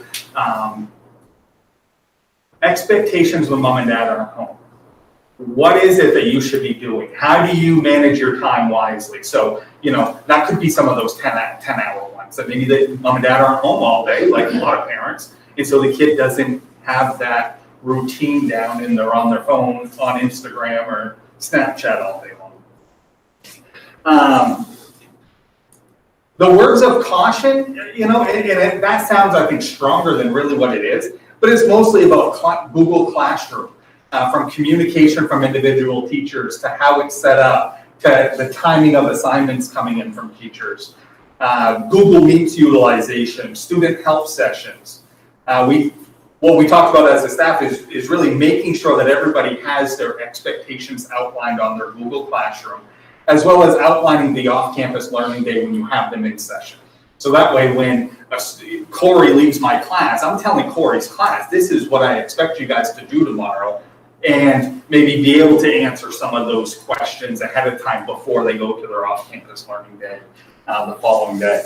I think that will help ease a lot of frustrations that maybe even some of the teachers are having with the number of emails that are coming in. If it's something that can be addressed before they leave, a lot better. I plan on doing another survey later on to fine-tune what we're doing, and it just keeps making sure that parents and students have a voice in any adjustments that we make as a school. Other thoughts and changes based on the surveys, communication, and reevaluation.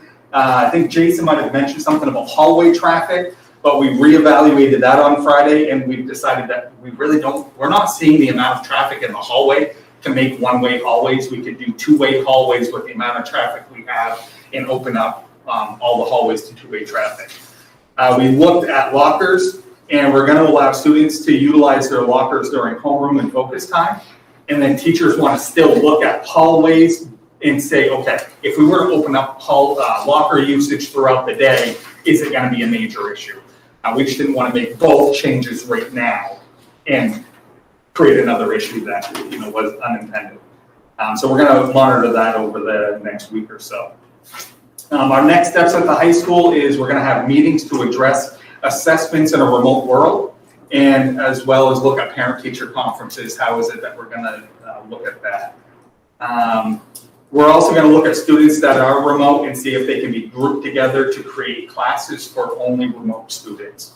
And then that way, if Joel has 3 kids left in his class, John has 4 kids left in his class, and they're both teaching the same thing in the same period, is there a way to give John all of those kids, and Joel is now going to be the remote teacher for a certain number of kids, to try to make sure that teachers aren't teaching 3 different cohorts in a single day, to try to see if that can help. Not sure if we're going to be able to do that, but we're going to look into it. To answer your question about attendance,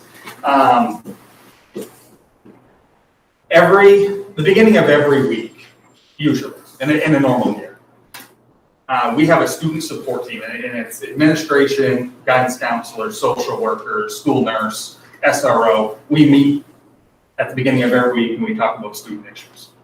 this year a major part of that, and we're meeting tomorrow. We just haven't had a chance to meet on Mondays yet. So tomorrow we're meeting, and we're going to be talking about those students who teachers have reported are not engaging, that are remote students that are not engaging. And then we're going to assign one of us to kind of take on that case and be that person that goes between the teachers and that student. The teachers, by the time it gets reported to us, they've already made contact twice and nothing has happened. The student hasn't responded, the parents haven't responded, or they've responded, but we haven't seen the work come in to kind of show that. This way we can troubleshoot. Teachers have already been able to identify through contacting parents that, oh, didn't have internet. Okay, let's get you set up with a hotspot because we get some from the state this summer. Get them set up with that. And maybe other issues, oh, well, their email wasn't working properly, so they haven't been able to log into Google Classroom. So we can help troubleshoot that way. As far as how are we tracking attendance for the off-campus day or the remote learner day, we're assuming that the students are present unless they don't meet the expectation for the teacher. So the teachers can identify ways that they're participating in class, whether it's through work in the Google Classroom, attending a live session, or submitting a work. If the teacher says, you know what, I don't think Jason did the work, he really didn't do anything today. I can notify the office can then change his attendance to absent for the day. And that's kind of what we're looking at now. That's kind of a work in progress because the first thing we tried didn't work the way that we wanted. But that's kind of how we're tracking attendance. You had another question about the 2 subs. One sub is working as an avatar for a teacher who is not, who's working remotely, teaching remotely. The other one is kind of a floater. I met with Lori Loftus, our special ed department chair today, and the other one we're going to assign to one of the special ed rooms, and that's going to be kind of a place where she can help out, and then if we need to pull her, we can pull her. We're also going to look at, is there a way we could utilize that person to do some duty coverage and free up teachers to do some extra planning? And we're going to look at what that might look like, whether it's covering study halls or different things.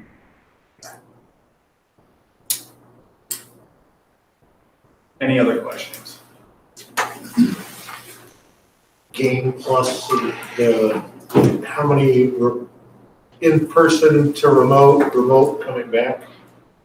We started the year, we were about 55, 56, 57, right around there. This week, I think we had one more go remote, but we are getting like 6 or 7 back. So on paper, it may look like a wash. I think we got more coming back than we have going remote. But And they come back when? The 28th. Okay. The one thing we did talk to the staff, so in the plan it says the 28th. Yeah. The staff was actually asked if it works and we can get them back sooner, let's get them back in the building sooner. I think it's less work for the teachers if, now again, that's assuming that there's a seat in there, we don't have to redo the room, but we're gonna try to get them back as soon as possible. Now, when you mentioned potentially combining students to free somebody up to work with remote, you'd be combining students out of a class that they're in now and moving them into another potentially? Correct. Okay. If it works that way.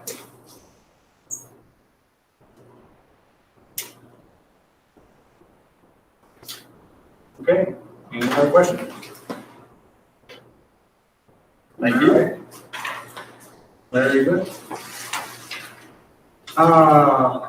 Let's see, well, one on this side, we'll go around. Will, did you have anything to add to our conversation from a technology standpoint? Obviously, you've had a little more to do than the normal school year. Yeah, well, I just ran some numbers, although the numbers never tell the whole story, but on a typical month during the school year, February, March, April, Winslow team is doing 150, 180 help request tickets a month. Last September, we did 333. So normally our September is about a double workload month. For the week and a half to go, we've already done 469. So that gives you a sense of our workload.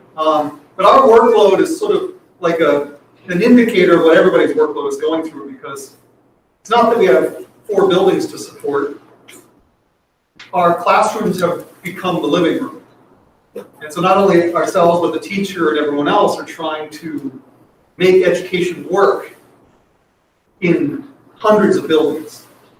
And what was a very compact support environment, which was, my laptop's not working, put the lid down, grab another one from a cart, you're back in business.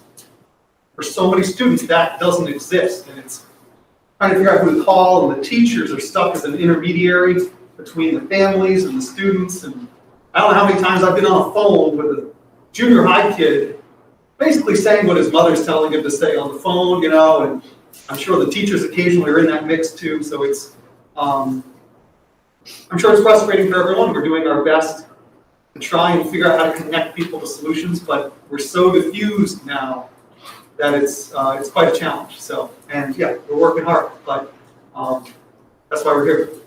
So that's it. Well, we thought we'd have one less building for you, but we really No. started. I've got one question. Yeah. Are you running into any issues where people are trying to use their devices that they have at home, but that you've got software and version issues where, it can't, what they're using at home can't support the software that the school's using or the platform? We run into that regularly. Our hope as a district is to be able to provide all students with a school device. Yeah. And try and Mitigate that. create a common platform, especially for teachers. And when the teacher's trying to say, well, just go here and click on that. If a kid has some weird Kindle tablet or a what was the Barnes and Noble tablet? The Nook, The they're Nook, trying to yeah. check their grades using the Nook. It's so difficult to support them. And so we do get, and it's not just students, but parents who are trying to log into the parent portal. And one of the questions I ask, are you trying to use a computer or are you using a phone? And quite often they're trying to do a lot on their phone. And so it's a struggle.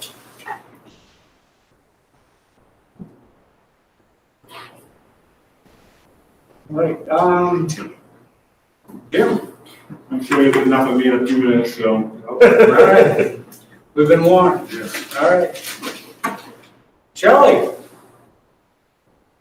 you got anything for us?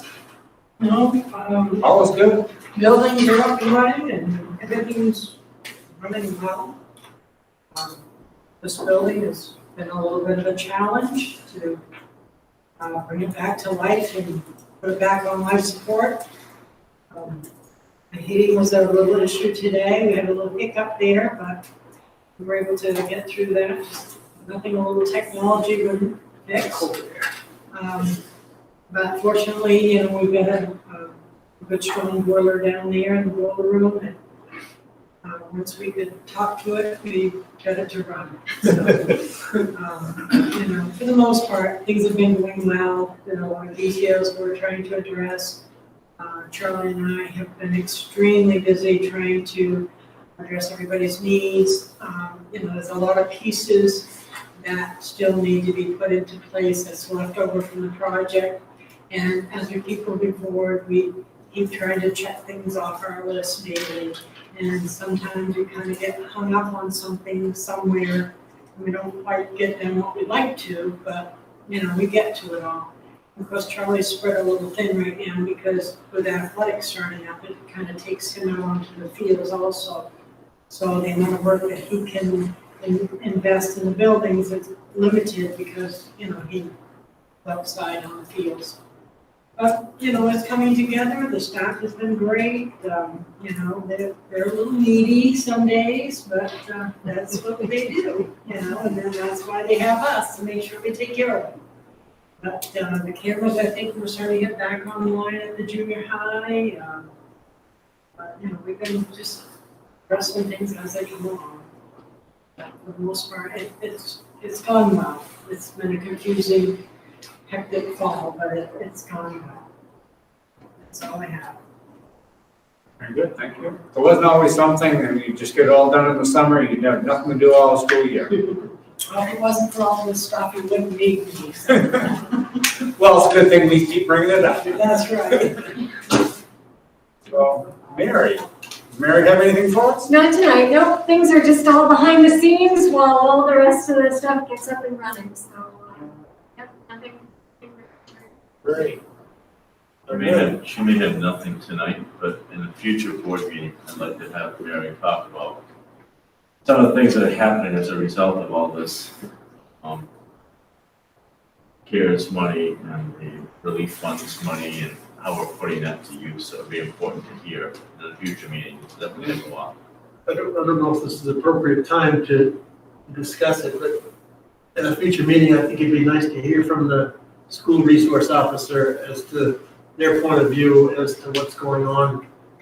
Because it would be bringing the things that are going on in town as well as school.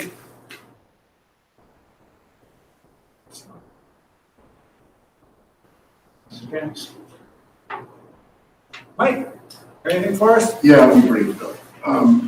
This is the meeting actually that I normally invite you to come into the buildings and visit classrooms, and I guess that's not a good idea. So don't for now, but I wish you could. As all the administrators have said, I think everybody working in those buildings are doing amazing things and being very creative and working exceptionally hard. And my only concern is how sustainable is that going to be with the way that we're doing it right now. And because it is, unlike anything we've ever seen, every class we have, every lesson we create, every assignment has 3 pathways. You get up in the morning, open 10 web pages, and all tabs all over the place, and God forbid that something doesn't work, and then you've got to find a new way to do something for 3 different groups, et cetera. So it is very, very time consuming. And Chad mentioned that we're not very social. We don't have any time to leave the room for the most part. You're either grading, or you're setting up something, or you're planning for the next day continuously. So I'm hoping things, maybe we'll get used to things and so forth, but I really think we need more time at some point. But otherwise, I'm very proud of the faculty and the staff. I'm very proud of the students that I've seen, at least in my school, and we're making it work. And I just hope that we can again take that going forward. Mike, I think this reminds me of the show MASH. Because in the old days, when you watched that show and the chaos that each episode would bring, and the doctors would rise to the top and be the best they could be. And I think that was the message. And then drink and sleep for 17 hours. Right. You know what I'm saying? You go through the chaos of a day like that, it just reminds me of what you're going through. I agree, but I don't like to be a solution. No. But it just I thought of that one day. It's almost like you're going through that every day with triage and solving problems at the end of the day. Well, I guess I'll say to that end, from what I've heard from the various administrators, it sounds like they're looking at those things. Chad spent a fair amount of time on that, and some of his methodologies there. But looking at that, we're only 9 school days in, 9 seat days, 10 now today. Well, they're not even all seat days because they're not all here all the time, but you're here 10 days, so. And Peter's agreed to have conversations with us ongoing about those issues. So we're being listened to for sure. Yeah, well, I'm presuming that hopefully things will settle in. We'll work through the issues as we figure out what they are and how they can be reconciled. But yes, I'm hearing great things about the work that everybody's doing. And it's a learning curve for everybody. And I'm sure when you started teaching many years ago, this is what you envisioned a school year would look like. No, things have changed a great deal in 36 years, but I never think this is like a decade jump in 1 year. Yeah. That's the big. Well, I'm hoping that when we get on the other side of this thing, we've all learned how to do things better and smarter and otherwise, because we were doing things a certain way for so long that we might learn some things from this and look for the positive out of the net here. So very good. Well, thank you, membership, for all their efforts, and we'll keep working on it. Amy.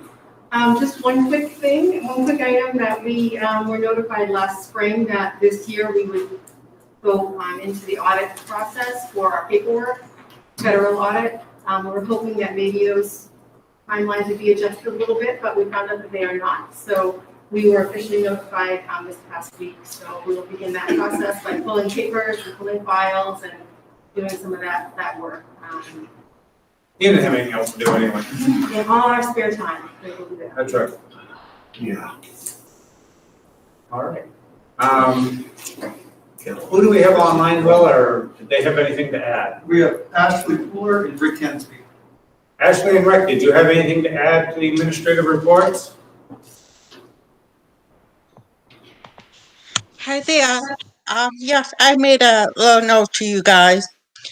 I would like the Board of Education to know how proud I am of the bus drivers. At the beginning of any school year, the first few days of school can be hectic. Add to that, this year we began during a pandemic using a hybrid model.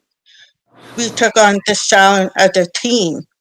Bus routes were created by using COVID 1 and 2 models, which meant bus drivers were picking up different students on each of those days. We tackled any issues that arose in a timely manner and worked through them. We also handled the main technical center needs as well. As I look back over the last 2 weeks, I am amazed how far we've come and how comfortable the bus drivers are settling into their routine. We will continue this team approach going forward until further notice. That's all I have. Can I second that? The bus drivers have been fantastic, and Ashley and Jane and Giselle worked on making sure that all students who go to the tech center on their off-campus learning days could still get a ride there. And it took a couple of days, but the fact that they were able to figure that out in a couple of days was fantastic. Thank you, Ashley. Excellent. Great You're work. welcome. We definitely do appreciate what the bus drivers are doing, so if we can pass that along, that would be great. They are doing great. They're feeling comfortable. They have all their PP equipment, so I have no issues going out there. There's no concerns or anything else. Sounds good. Well, thank you again, Ashley. Thank you. All right. I guess that's all our administrators. Rick, did you have anything to add?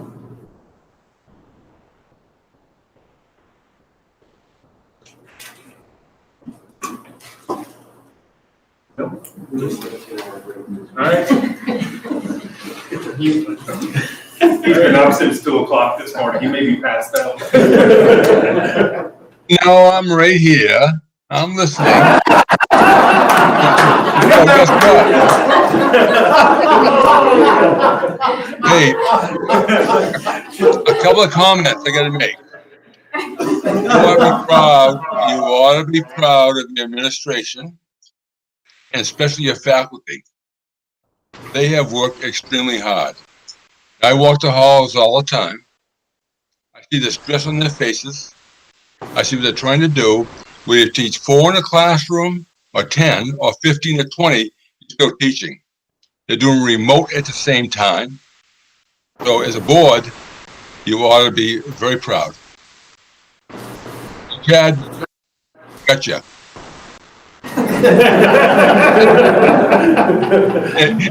Yes, and the old man is bedtime pretty soon, so. And guess what? This is my 40th year at Winslow. 40 years. Student taught there at 73. Came back in 81. And on the board, I see a few of your spouses I had in school. But I do want to thank you for all the years. I do. You're a great board, great community. But you have a great school system, staff that works extremely hard, and an administration that works just as hard. So, Chad, I will go to bed pretty soon. You've earned it, Rick. Thank you. I bet you have more steps than he does, right, Rick? Much more, Jason. I'm sure there's plenty of meetings that Chad just soon get up and walk, right? I'm not making any more comments, okay? All right. Well, thank you very much, Rick, and welcome to your 40th year, and thank you for all your efforts. Well, you know, you're lucky. The town of Winslow's lucky to have the board like you have, and the school like you have, and the teachers and the administration who devote themselves to your kids. They do. So I can see that. And I do worry about them right now. So. Well, thank you for your kind words, Rick, and we'll keep going, and who knows how many more of those 40 you got, but, you know, you're only half. No, not many more. No. You know, I'll be in bed shortly. Thank you. Thank you. All right. Thank you, Rick. Bye. All right. Amanda, finance assistant support. 21.64% of the fiscal year has passed, and 20.5% of the budget has been accounted for. If encumbered items are removed, 17.7% of the budget is what has passed. So we are on track and all is looking good. Yeah. Very good. All right. Thank you. Peter. Yep, just a couple of things. One of them is that we received a letter from the Winslow Performing Arts Boosters. They donated $500 to the Winslow schools to be applied towards the food bank during these difficult times. And I'll read this to you quickly. It's very brief. Dear Mr. Peter, it's with great pleasure that I'm writing this letter to you, your organization, Winslow Performing Arts Boosters. I'd like to present to you this monetary donation to the Winslow Food Bank. We realize how hard the times have been on many in our community and would like to be able to contribute what we can. We know it will be put to great use during this pandemic. And signed, Mandy Dow, the treasurer of the Winslow Performing Arts. And so it's very timely.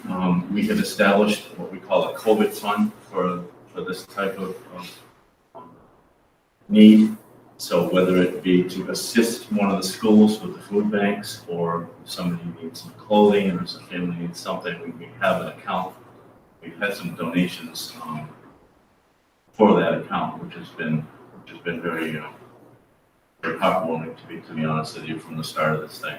I don't think if you remember when I mentioned this to you, when we were delivering food back in March, people were coming to the office and making donations to help with the food. They either give us $5 or $10, or so it's been very heartwarming to see that. And that was a great piece by the Performing Arts. So thank you. We will send a letter to acknowledge him and thank him. The other thing was at our last meeting, I had brought to your attention an assumption of risk waiver liability relating to coronavirus COVID-19. You had asked me to see if this was vetted by Drummond and Woodson, and there are many of these. I believe that was your question, Earl. There are many of these out there. This one went to the Maine School Board Association, Maine School Management, I'm sorry. They did vet this one. Another school is using this one. They said that, yes, this is perfectly good, but please be aware that nothing will completely protect you. However, the next phone call I made was from our insurance company, and I talked to our insurance company about this risk of liability, and basically they said that it would be very difficult for anyone to sue you, because they have to prove that you've been negligent. And that was a comment that you had made, John, at our last meeting. You were spot on. You would have to not have the guidelines in place. You would have to not have certain safety features in place, and then be proven negligence that you aren't following them. So as long as we do what we say we're going to do, we don't need to be concerned about being sued because of something like this. Okay? Thank you. You're welcome. And that's all I have until we get to the next. Good, thank you. So under old business, we already covered the solar contract. So next is opening of schools update. I presume we've heard some of that already, but is there anyone to add to that? I think you've heard a lot of that. And I guess just a couple of comments. One of them is, we had said that we were going to take the first 3 weeks, and we weren't able to do that because we pushed the delay of school back because of the safety requirements that we didn't feel we had in place. So we've only had 2 weeks to this point to kind of get a feel for things. So I think everybody agrees, even though it's things are going well, we need more time to figure things out, whether it be adjustments to protocols or whether it be ability, as Mike mentioned, to meet and have conversations with teachers to talk about time and how do we perhaps give people more time and have conversations about that. I think one of the things that you heard tonight are the intricacies that are involved in all of this, from the nice statement that Ashley shared with us about how smooth the busing has gone and the work that's gone into that, to the work that Shelley has talked about, to Jason talking about a student at home with a baby on his lap while he's there trying to do remote learning. That tells you that childcare is still an issue for some, perhaps. So there are many pieces that are involved in making changes. So whatever we do, as Chad mentioned, a knee-jerk reaction to something that he was talking about, whatever we do needs to be carefully analyzed. And as I said at the beginning of this year, this is not a time to have tunnel vision.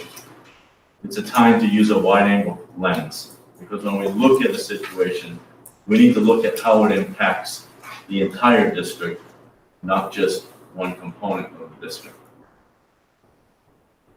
I will echo everything that's been said here tonight in terms of how hard people are working. Absolutely, no question, people are working hard. And people are working hard to make it work. You should be very proud. I know that I am sitting in the seat that I'm sitting. I'm very proud of the administrators. I'm very proud of the teachers. I'm proud of the association. I think we work very closely together. We have a good relationship. We have great conversations about things. And I think we are working together to make this a better situation.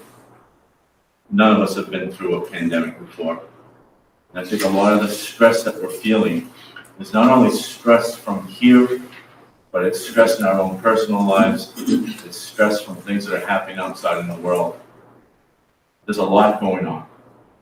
So I think we need to take all of those pieces into consideration as we move forward and continue to support each other, which we have been doing, and I feel as though we've been doing very nicely. Mike mentioned that we've been in touch. We would like to have conversations about time and look at how do we do that and what does it look like. And it might look differently in one building to another building. And I heard Chad mention tonight that he was looking at some things. Eric was looking at something. It might look differently. So I think we have to keep that in the back of our minds as we have those conversations. The other thing that I think is pretty apparent is that, and Jason alluded to this, and I think Erica alluded to this a little bit, in terms of we were going to take this time and evaluate if we thought we could bring more students back or all students back because we're green. It's very apparent that we can't do that and meet the safety requirements. Chad or Jason mentioned this. I mean, if you just think about lunch, and you walk into the high school, you will see desk chair combos in the hallway. You'll see them in the commons area. You'll see them in the cafeteria. I'm not sure how many lunch waves you'd have to run if you had everybody there. I don't know. Start at 9 o'clock in the morning and end at 1. I'm not sure how you would do that. Same with the elementary. Where would you put them? And then you would start taking classrooms space away where you're running specials just to put kids in, and that's not best practice. That's not a best learning environment. So I think that with the safety features in place, it would be very difficult for us to move away from this hybrid situation that we're in, if we want to meet the requirements. So that's one piece that I think we would all agree to in terms of, that's one thing we said, can we all come back? The recommendation from us would be, it wouldn't be the safest thing to do. So that's a big aha there. Other than that, I think we just need to keep moving forward with what we're doing. Every day, there's something new that happens. Every day, there's a phone call about this situation, and we're watching for this situation, and every day it's like walking on eggshells to some degree. With getting that call, do you have somebody who has COVID, and what does that mean? So, mentioned this before to the administrators prior to the Friday's meeting. Part of the reason I think things are going so well is because you do have smaller groups, and you are better able to work with those groups in terms of what the expectations are. And this is a time to step on the accelerator when it comes to reminding people of being safe and not letting our guards down. So with that, if you have any questions, I echo everything everyone has said, and I think we're all working to make it a good situation at this point better.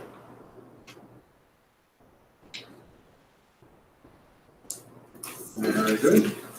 That was the school's update, so building update. I'd ask Shelley to talk about building update just a little bit, comment on the new junior high, where we are with that building, and comment on the old elementary school and where we are with progress there. There's a lot, so Shelley?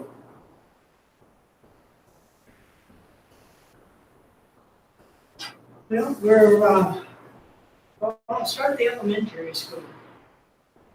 As you know, that was kind of on the tail end of the overall project. And even so, there was still a lot of work that had to be done in the building. I think for the most part, the sixth grade wing, which is going to be the sixth grade wing, I think it's primarily completed. We're looking at completing a lot of the details. There's still some punch list items that need to be addressed, and as we keep moving forward, we keep addressing those. One of the things I've done this year in the elementary due to COVID is we've done a lot more outside ventilation, which, is a mandate that we need to do. I think some of the staff has noticed that difference. And even though that outside air is somewhat tempered as we bring it into the buildings, you do notice it, the way it comes into the rooms, it comes down across the windows so that you do feel the coolness to it, even though it's tempered. So the air moving, folks, notice that difference. But that's the thing we need to do to stay healthy. We're working, we worked a lot this last week or so in the front office at the elementary. There's a lot of details there that need to be addressed. We were able to take care of some of the mechanics that work inside that front office, from the airphones to the intercom system and safety concerns, which was plexiglass, and they have the new sliding window at their main office entry there, and we put some plexiglass up there. So I think for the most part, that area is very attractive. It's very becoming to the elementary. I think it's made a nice space, and once we address the electronic locks in that vestibule, that will kind of complete that area and complete that project. Charlie and I were working on assessing what we have for shelving, because I know there's a need for some storage shelving at the elementary, and we'll be working on that too. So at the high school and the new high school, junior high, I think the building overall is living in harmony. I think it's working well. I think the mechanics of the new junior high is gonna take me some time to learn that equipment down there. You know, it's new equipment, I've never run it before, but it's all basically run the same. You know, so now we've created the haves, the have-nots in the middle, and then the haves on the end. So we have AC on the west side of the building. In the center, we have no AC, and then on the east side of the building, we have AC. So we have the haves, have-nots, and the haves. And so that's a balancing act with them. But I think what's gonna be nice now is because we have some large areas that have air conditioning, and meaning like the cafeteria now is air conditioned, the band room is air conditioned.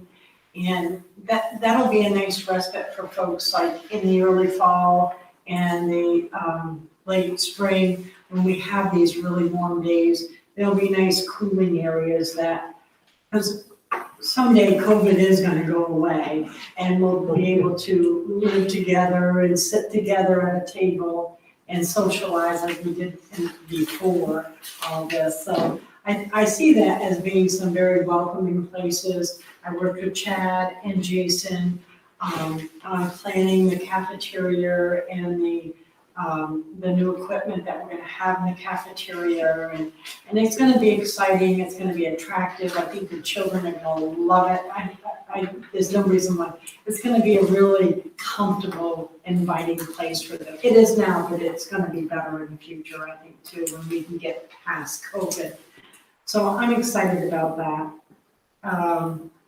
We've had a couple of hiccups. It's not going, unnoticed.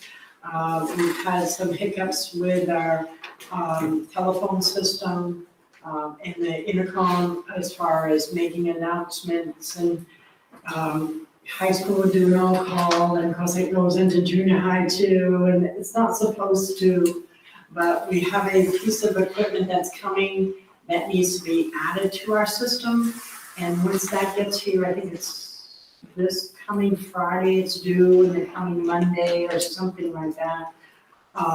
Once that comes, we do some additional programming, Norris does some additional programming, and we should be good to go, and our system will be doing what we intend it to do. And then I think then we go to the old junior high. We've had some hiccups here. The biggest obstacles have been we've had a lot of plumbing issues. The building has been setting since March of this year.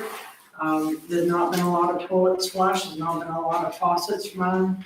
And now that we're trying to do that, we've got daycare in here, which is a huge success.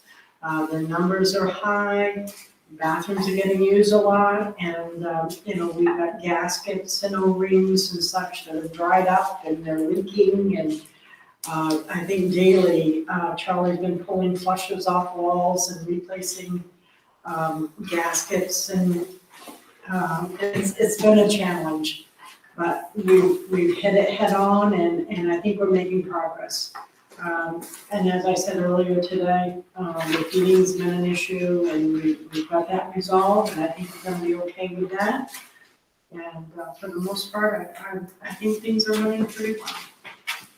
Are there any questions? My question actually is for Jason regarding the building update. Have you got any good, positive feedback from either teachers or students that maybe you could sum up in just a few words? The sixth grade teachers love being in their home. I mean, they taught for a long time. Irene Deneen's been around for a long time, taught a long time, so they love that they're in their home. And the sixth graders, this is brand new to them. There's so much independence, this huge building, they get to walk the stairs and go to lunch and switch classes. They're ecstatic. So. And 7th and 8th?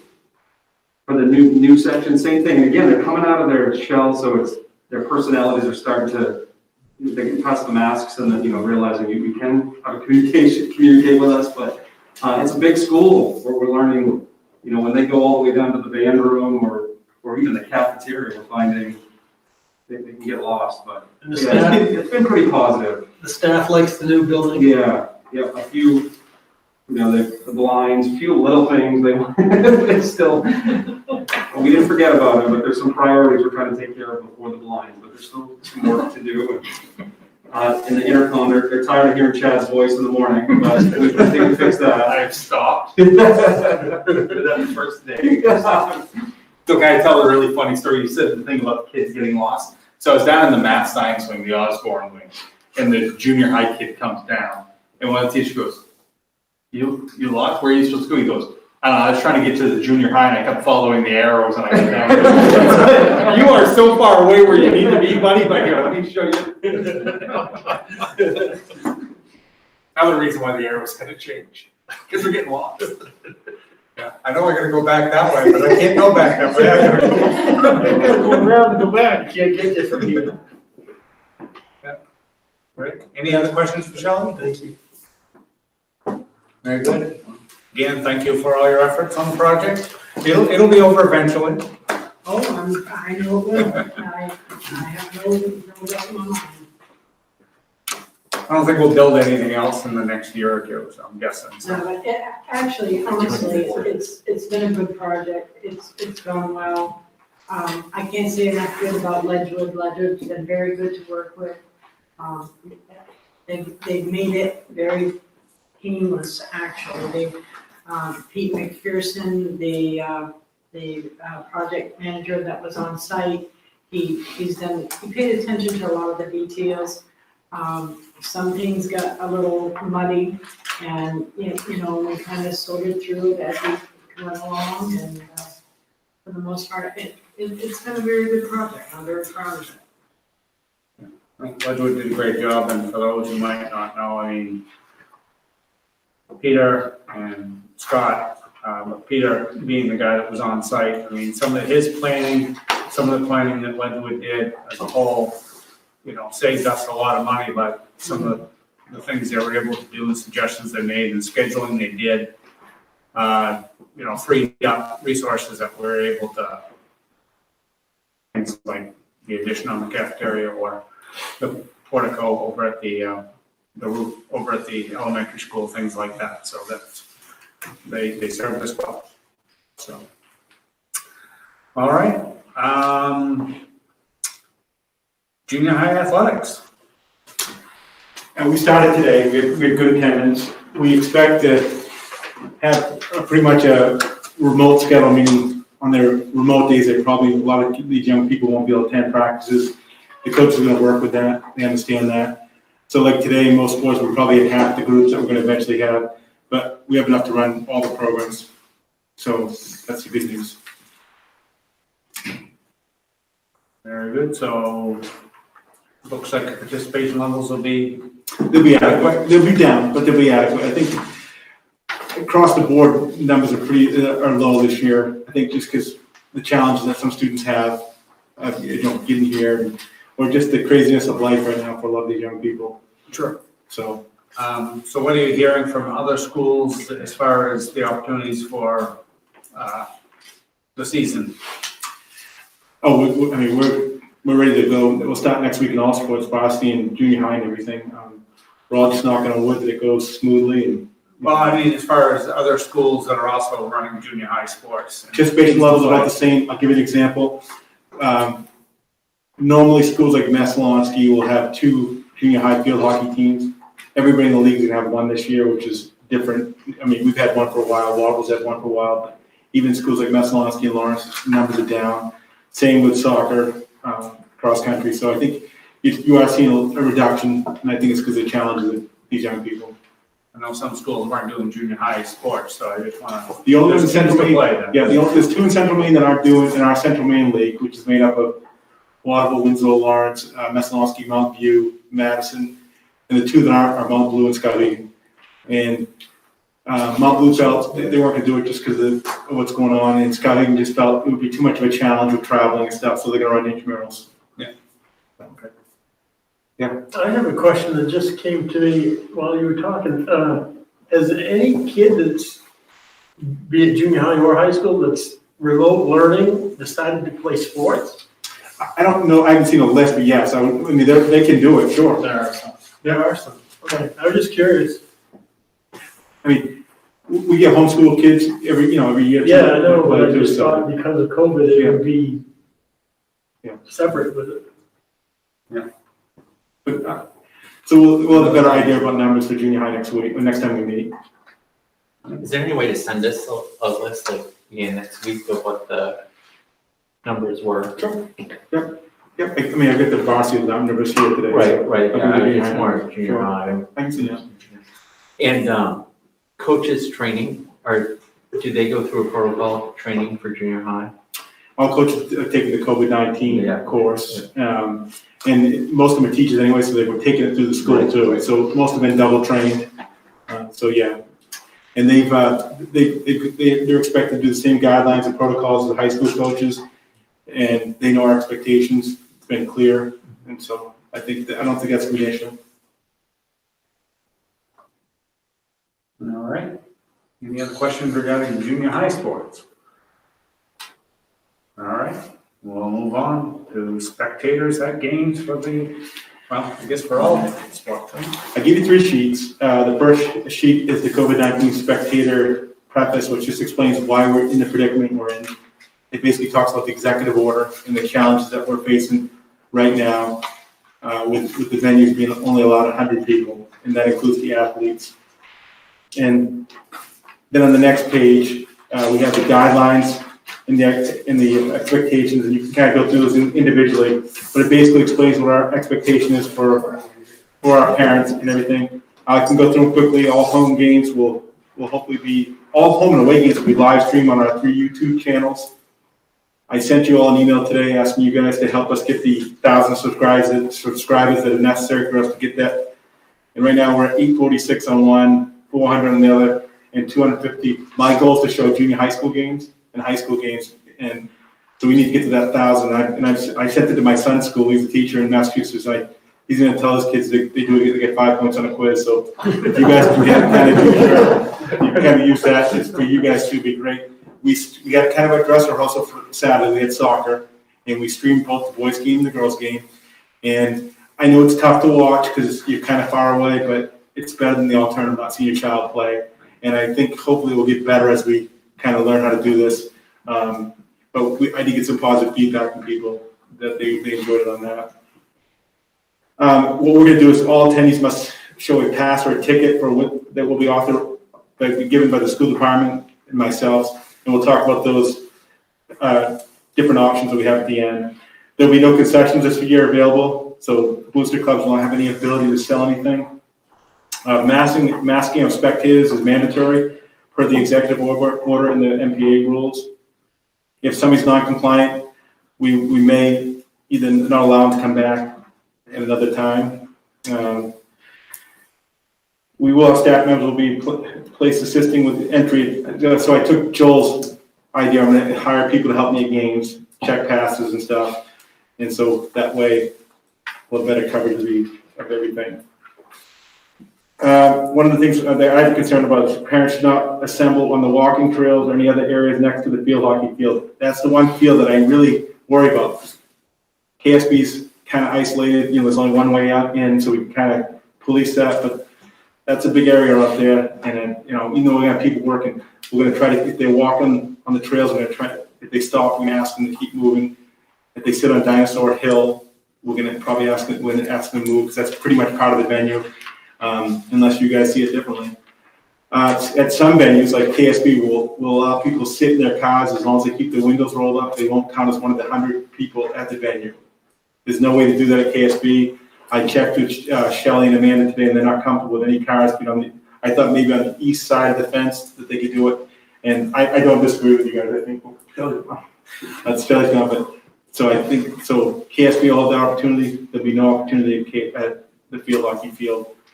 So the junior high fields are going to be the same way. They're going to be challenging the police, but we can do it. We'll definitely do it. So you want to go through the 3 options? Okay, question. Non-compliance results in stoppage of the contest. Who makes that call? That'd be the athletic director, the site administrator. Okay, Yep. and then what's the trigger for future attendance restrictions? Well, if somebody won't stay in compliance, I mean, we can ban any fan that's not, not meeting the order. There will be people who aren't gonna agree with this policy, and I had a situation at the last game, he was nice about it, and I just told him, this is not me and you to debate. I'm not saying I agree with the policy or disagree with it, it's what I have to enforce per the school board. And, he shares concerns with me, and, we talked and stuff, but ultimately, it's an executive order, it's not my order, and he listened, yeah. I believe in the case that you're describing, non-compliance, I think peer pressure alone, if the game's stopping there and someone says out loud enough for everyone to hear, this game's not gonna continue until we comply, and we would have to cancel the game, then you start getting a lot of peer pressure, meaning. Well, I mean, obviously you want to avoid that at all costs. You don't want Right. to hurt a child. I don't want to, that's somebody's parent, that's somebody's child. And to me, I would handle it in a more diplomatic way than that. I mean, so, because obviously, but that would be, if it had to come to that, it's either that or call the police, if it got to that point, but I would hope it wouldn't get to that point. Well, and what Jim's not saying, so at the game the other day, there was somebody that wanted to watch their kid play, right? Like everybody wants to see their own kid play. So Jim just put him to work and had him be involved on it. Rather than create that situation, stop the game, and create this adversarial relationship, it's like, hey, let's work together. That way we can get the game going. So I gave you three options, and you certainly don't have to take in these three, but these are three that I'm going to present to you. Each team member receives one pass, with the remainder of the passes available for the senior participants, and I'll share how that's going to work on the next page. Second option is all tickets are just divided equally amongst team members. And the third option is only senior athletes receive passes. So those are three that I present to you that you can think about if you don't want to go in a different direction. On the next page with the appendix, yeah. Well, I just was gonna ask you, has any of the coaches and/or boosters had conversations with you regarding these options? Now, I got these options from other schools. I mean, certainly you guys are welcome to listen to other people. I just kind of gave you some options that I've heard from other schools. You had asked me to kind of vet the other schools, and this is what I came up with as far as that goes. So looking at Appendix A, we'll use an example. So when we have a boys soccer game, we have 29 athletes, 2 coaches, which equals 31 people. To run a soccer game with staff and officials, another 12. You'd already be at 43 people. Let's say the other team brought 27, 28 people. So at that point, you're at, 59. So you'd have 41 tickets to divide amongst your team, depending on how you want to do it. So these are the things that are going to be challenging. Obviously, if you have 30 kids and you have 41 tickets available, you're not talking a lot of seats. So that's why when you consider these options, you want to keep those in mind. In every school, we'll have a breakdown of every school. What I've already done, like Friday night, we have a game. I'd contact Mesalonsky and I'd ask him, give me your personnel, team members, managers. And so by Wednesday, I will issue tickets to our players, depending on how you guys decide to go with it. So if you say they're all divided equal and there's 29 tickets left, and we have 29 players, that one person will each get a ticket. Again, not a perfect system, but it can work. And we will stream the game. So these are challenging times. I kind of look at this almost like starting school, right, with the whole mask thing. It was something that we worried about. What was the compliance going to be? And immediately we saw everybody was so happy to be back that this became a non-issue wearing a mask all day. I think parents are going to be the same way. That, if only 1 or 2 parents can go, that's better than not being able to see my kid play at all year. And I think you're going to see the compliance. I don't see the issues. I had 3 or 4 people I said we're not having spectators. They were great. They were very gracious, and they got up and they laughed. And I explained to them again that this is an executive order, certainly not something that we decided to do on our own. And they were great. I watched the streaming of the soccer game, and I thought for the first time it was fairly well done. Even some use of zooming, even some use of commentary. We had one of the parents who's very knowledgeable in soccer commenting as the game went on. I was very, very pleased with it, but I do think in person is better, and I do think that it's needed. I think what you're going to find is, and this is from past history and what I'm seeing, is that the kids' chance to be normal is in those few minutes when they're out there playing a sport that they've played for years. And I think having your family watching you is that part of that normal. And I think that's what we need, a few minutes. And I started figuring the math. If you consider how long a game is and how many minutes each kid plays, really, it only works out to about 600 minutes, a little over maybe, for each kid for a season. That's a very short season, 600 minutes. So it isn't asking a lot to have fans. So I think we should have fans. I think we should maximize the best we can, and your plan sounds like it does. So I appreciate you going in that direction. So every game, whatever the available tickets, I'll bring them out to the coach, and we'll issue them however you guys decide you want to issue them. And then we'll have two people working at the game along myself, and then we'll kind of try to check tickets as they come in. But if people can get around us, we'll walk over and check their tickets. And we'll try to keep the flow of traffic so that, the hill doesn't get busy or the walking path. I did have a conversation with Amanda, and this year I'm going to close the track during games, because in the past I've had people walking. It wasn't a big deal. They weren't there to watch the game. They were there to get their exercise. And I'm just afraid I'll have 60 parents walking the track so they can see their kids play. So I've given her a calendar, and she will put it on her website just to announce when the track's going to be closed so there's nobody caught off guard. And, I think we communicate. That's the best way to handle these things. Mr. Chairman? Will that be added to signage at the field of some sort for those who go there to walk the track that might not be online? But so they don't? I would have, I don't think about signage, because I don't know if I could get the signage, but I will walk up. I think just laminated signs stuck on a couple of stakes out there by the entrance of the track would be helpful. Yeah, we can get some easels. I suppose we have easels. Well, I'm just thinking some of the older people who aren't online, who do go walk the track and will know, hey, I gotta adjust my schedule a little bit. Yeah. And we still put it out there and put it for what the week is, like, they're closed these days. That doesn't have to be too That way we know ahead of time and they don't show up to go walk the track. Right, yeah. Mr. Chairman, I know we put public comment off to the end of this meeting, but we happen to have a former president of a boosters organization here. I think it might be good to at least get a comment from a parent if he's interested in doing that. Mr. I welcome the opportunity if I could. Before we get to that, because we will get some input, because there's one thing I'm wondering as far as the numbers go. We see three different options you put forth. There's different things out there. I saw something where Herman is, for example, the seniors are getting 2 tickets, and then whatever's left is divvied up to the rest of the team.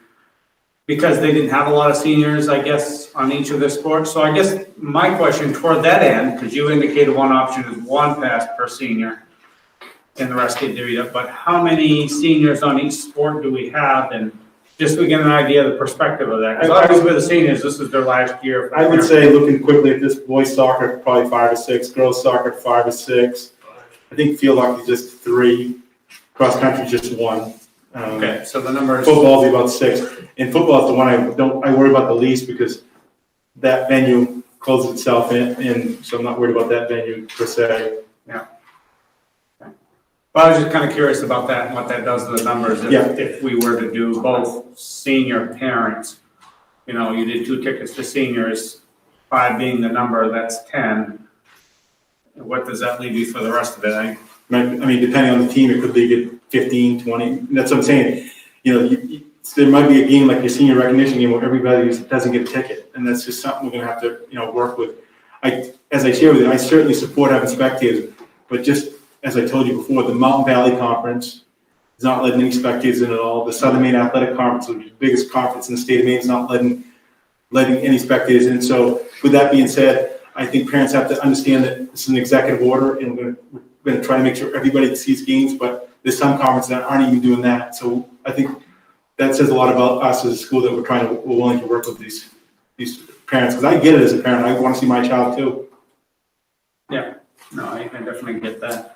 Why don't we, Rich, why don't you provide some input there? Are you currently booster president? I am. No, the co-president? Sure. For those who don't know me, I'm Rich St. Pierre. I'm president of the high school soccer boosters, and on the boys side, I serve as president with Crystal Palmer, who's the girls' president. I just, first off, I just want to thank everybody for all the time and effort that you put into this as a parent of a player and representing the boosters. We recognize that these aren't easy decisions, and it takes a lot of time and commitment to have a good solution for everybody. So the couple of points I wanted to make is, we appreciate everything that Jim's doing. We are in support of doing anything and everything that could allow some parents to be able to get into the venue, to be able to see the kids play. We would request, I think we'd request that if it comes down to giving preference, that preference be given to seniors. We really would like to have them have the opportunity to get in and have their parents be able to see the games. In terms of just from a numbers standpoint, the boys team has 4 seniors this year. We have right around 30 players in total. So if we were looking at boys' parents, if the 4 seniors had 2, that'd be 8 tickets, and then you'd have 26 remaining. So you'd be looking at 34 tickets, which would be real close to the caps that Jim was talking. On the girls' side, there were only 19 players on the girls' team. There are 5 seniors. So you'd be looking at 24 tickets. So they should be able to fit well underneath that. So I just kind of ask for your consideration and really, try to make a decision that hopefully will benefit the parents to be able to see their kids play. And I'm representing just soccer, but I know the other sports feel the same way. And, we'll bend over backwards to make this work. To Chad's point, the mask is the mask. If it allows you to get on the field and see your kids play, you're going to do whatever you have to do. So, we really appreciate it. Well, one thing that I think that boosters could be a big help in, for soccer, for instance, he just talked about using the parking lot. If the people that plan on sitting on the field were to park to the right and leave the left for people that can't, there are some physically unable to walk people that do attend the games, and the handicap spots are available, but there's also viewing from the other side as well. So boosters could just pass the word that if you're planning to be on the field, don't park on the side where you could actually see the game from, park on the opposite side. That might help on that field. Now that's only one of the venues, but certainly that would help. I would think we're the only home parents that they should be able to get that word across and police it pretty well, I would think. Yeah, so again, thank you for the. Thank you, Rick. Thank you, Rick.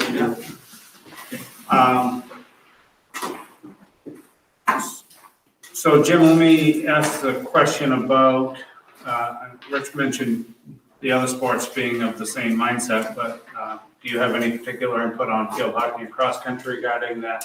Well, cross country unfortunately doesn't have any home meets because our course, we didn't get a meet first of all, but secondly, our course wouldn't have met all the guidelines for running through the woods, but it doesn't matter because we didn't get one anyway.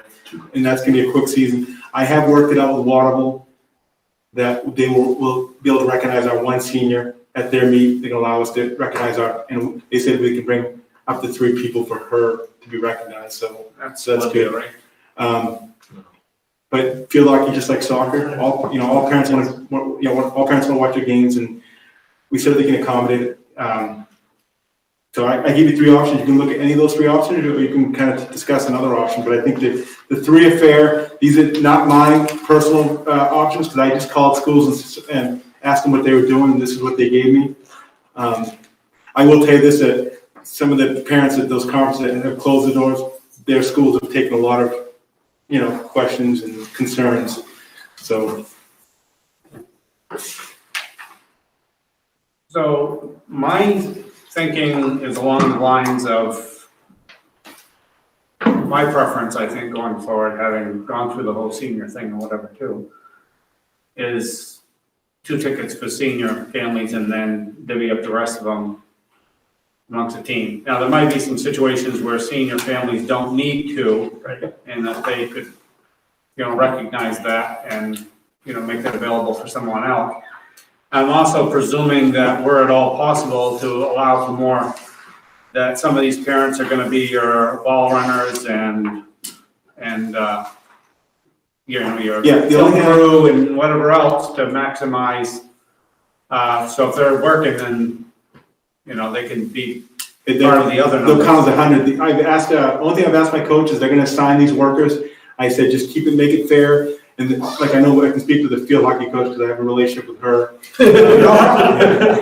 She put out to all the parents the different jobs that are available, and they have interest in it, so she'll just rotate it so the same people don't get it. So we don't have people complaining that how come Mr. Y or Mr. Z gets to work and I don't.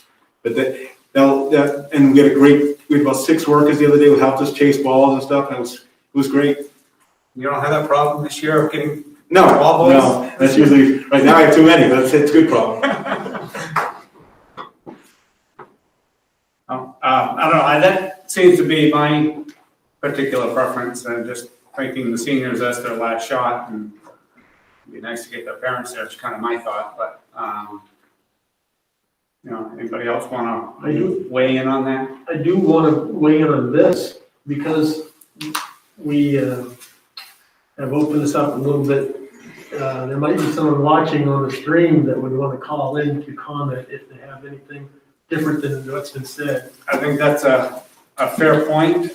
Even though we moved public comment to the end, I guess on this particular subject, if there are some people that want to call in on that number that's online and add to this conversation, that would be great.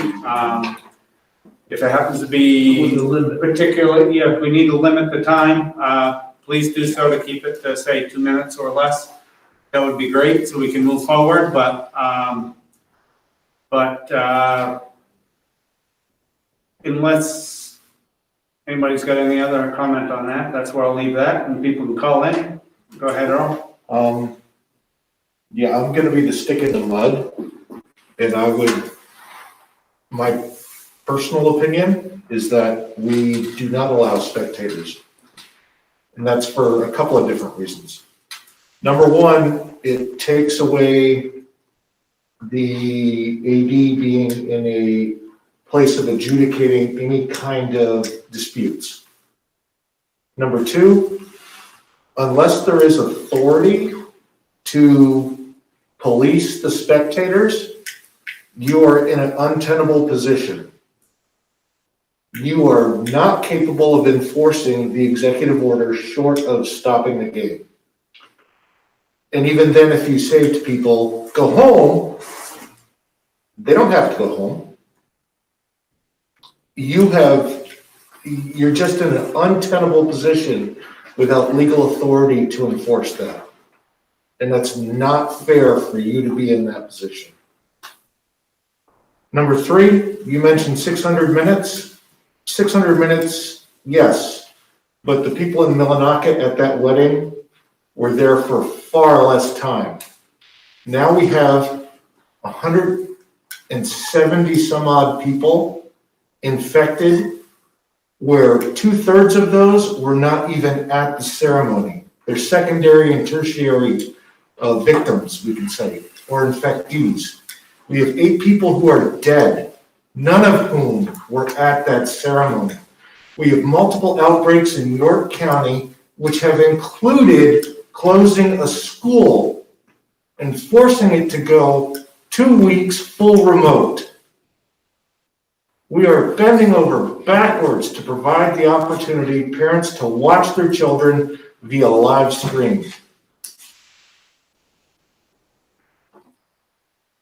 Safety has to trump everything. Because if it doesn't, we're putting people's lives at risk. We're opening ourselves up to liability. And we're just not doing what we should be doing.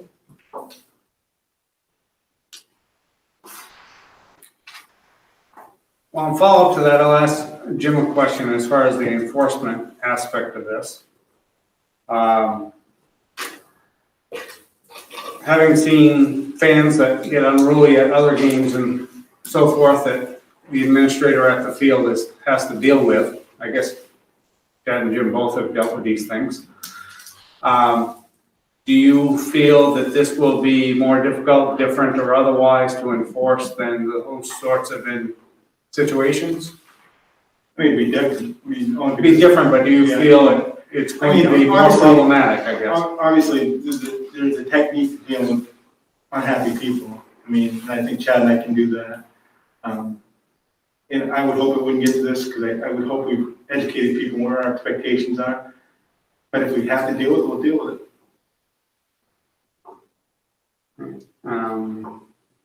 I mean, I think as a general rule, people are going to be, those that are at the field are going to be happy to want to be there, given the alternative was pretty clear that nobody would be there. So I hope that provides the positivity to that they're happy to be there versus the alternative, so. I don't think we should be maxing out 100 people at a field. Like, that just seems like we should have something that's in place, no matter if the team's 20 or 14 or 55. Like, we shouldn't, like, so, you know, we assign so many parent tickets, whether, you know, I see just senior parents, you know, have something a little bit more than that, but we stop at that. Like, I don't think we should be like, well, we take all the teams, all the officials minus 100, and that's the max we're gonna allow to the game. I don't think that should be the right thing. I don't think it should be 0, but I think there's a happy number in between that where we say, okay, we're allowing, you know, 14 tickets per game for parents to go. Because some parents just don't make it to games. It's not going to be a big deal. Some parents will choose to watch it on video. So it's a big deal. We offer a certain number of tickets per game. We give our expectation out, and we don't try to max out that 100. Well, I think the question I would have, I think on the varsity side, it's probably easier to manage from the standpoint of, because everybody has a roster. So aside from, somebody might not be attending the game from a team, you know, due to injury or do some other thing, you're not gonna add players to the rosters as a general rule, as far as not having somebody show up that you're not aware of. From that standpoint, is I correct on that assumption, Jim? Maybe it's more problematic at the junior high level. Well, the junior high levels will be challenging only because if you give tickets to junior high kids, there's no guarantee they'll bring them home, they'll remember to bring them home, or, that would be my concern with junior high kids. I know I would have brought my tickets home. Yeah, I think that's probably more difficult. And that might be a different, like, it depends what we're, because I think those are two different scenarios too. I think junior high games are different than high school. I agree. I guess my point is, we do know what the high school rosters are gonna be before they even show up. Right. And if anything, they're probably gonna be less than what their official roster is. What are we doing in regarding to go a little further into that JV? Well, in the past, we've always been one team, even though you play JV, you're still part of the varsity team. Right. I mean, that's a conversation we could have, but the problem I have with that, I discussed that with Aaron. My concern would be, you know, they need to be adequately stretched for at least 15 minutes prior to a game. And if some schools are saying that their JVs can't even arrive until the game's over. Well, we're gonna run out of sunlight in about 2 weeks. Right. And I don't think it'd be fair to those athletes or safe to say, you can't come on this field until the varsity players leave. And I also support they're part of the varsity team, even though they play JVs. I think that's an important part of it. In the fall's a non-cut season. I think it's important that we maintain that. So the numbers that you have here are for JV and varsity. The whole roster. And that's what you'll insist upon from the opposing team as well? Yeah, I mean, there's some schools that have said that they're gonna limit how many people you can bring to a school, and I think that's gonna be. Some of that might be bus related. Yeah, we'll adhere to that, no, to when you go to their facility. Right. We'll adhere to that, but I think, again, I don't support that at our home field, because I think they're all part of one team, regardless if they play JV or varsity. Yeah. I guess the question, would you change it because you're gonna have JV parents that may not want to attend the varsity game, you may have swingers that attend both, and you may have. Yeah, it's hard to release, because again, you Right. usually start a JV game like 3 minutes after the varsity, you only have a half hour or something like that. So I think from a policing standpoint, that could be difficult to do. I think you're gonna give tickets up to the varsity game, which will also be the JV game, just because it'd be difficult to police. Some of those parents leave after. Yeah, some league, but again, I wouldn't replace their parents, but I think it's too difficult to do from that standpoint. Right, I think that's probably true. Additionally,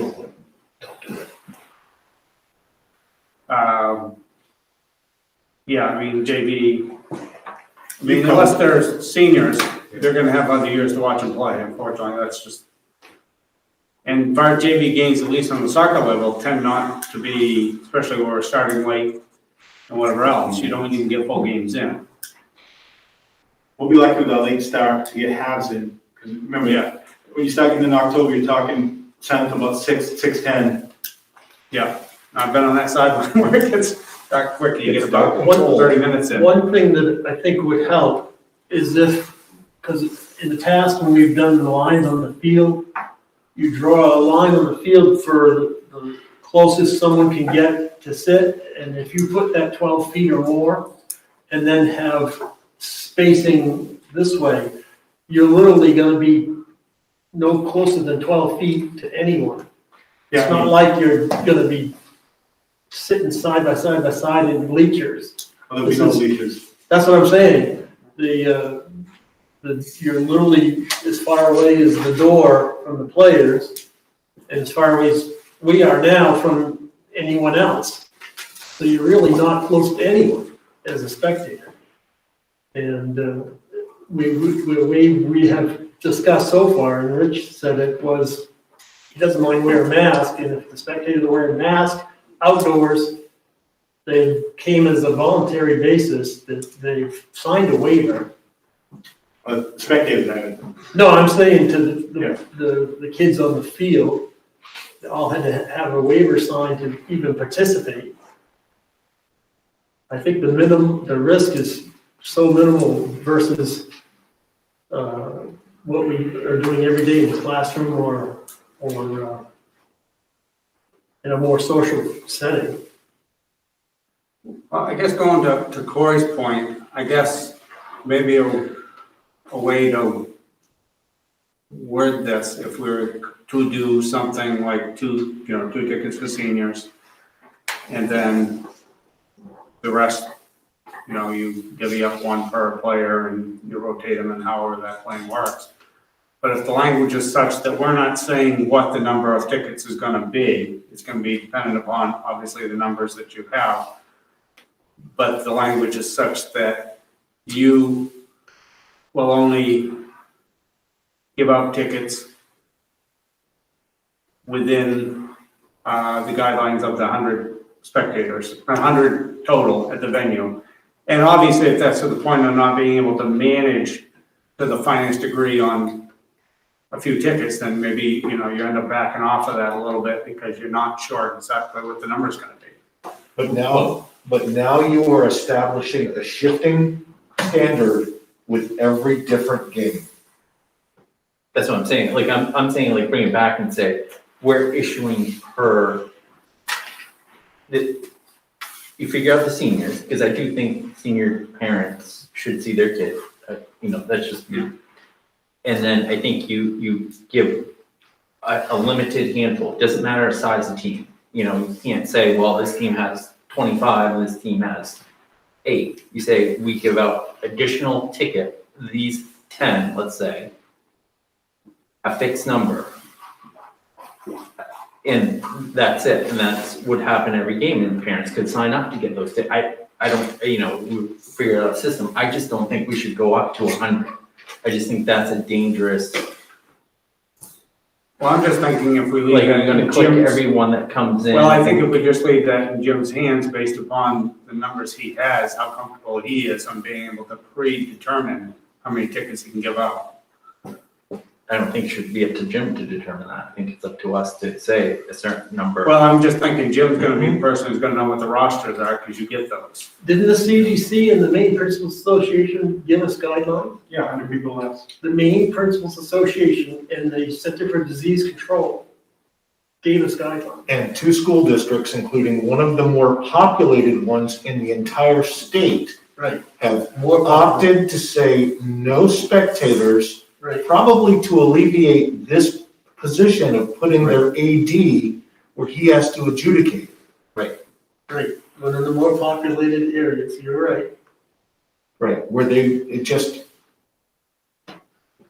safety. Can I offer just one more statement? Earlier, I talked about some numbers, and, if you're looking for a number, one thing to take into consideration is that there will be on-field tasks that parents can sign up for. So we talked about, I was at the game on Saturday, I was running the scoreboard. And we had 7 parents working that game. We had 4 ball monitors, 1 person doing the Facebook Live video, 1 person filming the game for the coach, and then myself as a scoreboard operator. So if earlier I talked about, we need 35 tickets for the boys, 7 of those positions could potentially be on-field jobs. So at that point, you're only looking for 27 or 28 tickets. So if you were looking for a number, I think if you looked at 25, that would give a little bit of wiggle room, but also allow us to cover most of the parents and provide for on-field experience. If you absolutely feel you need to do a number and don't want to have discretion from one game to the next, but that's just my perspective. Just to add to that, as well as the 7 working, you may have some parents that prefer to sit in the car because the games are cold. Sometimes in the fall, the games are cold. They may want to sit in the car. Some people can't walk down to the field because they have limitations physically, so that limits the number. And So- remember, you're just talking one sport that has access to cars. So you Right, I feel know. like he's on that conversation. But that's certainly part of the equation, Michael. Well, given the difference in numbers between the different sports, putting a number on it could, There's really only 2 I mean, I don't sports. know if, Corey, your intent was it was gonna be a number that would apply to all sports or a That number was- that would apply to all teams. No, it'd be, mine was per sport because it would be the same number because that'd be an arbitrary number. I don't think again, my opinion, like just being, you try to give out 2 tickets to boys soccer, for example. Let's say 9 of them are working the field. That's 20.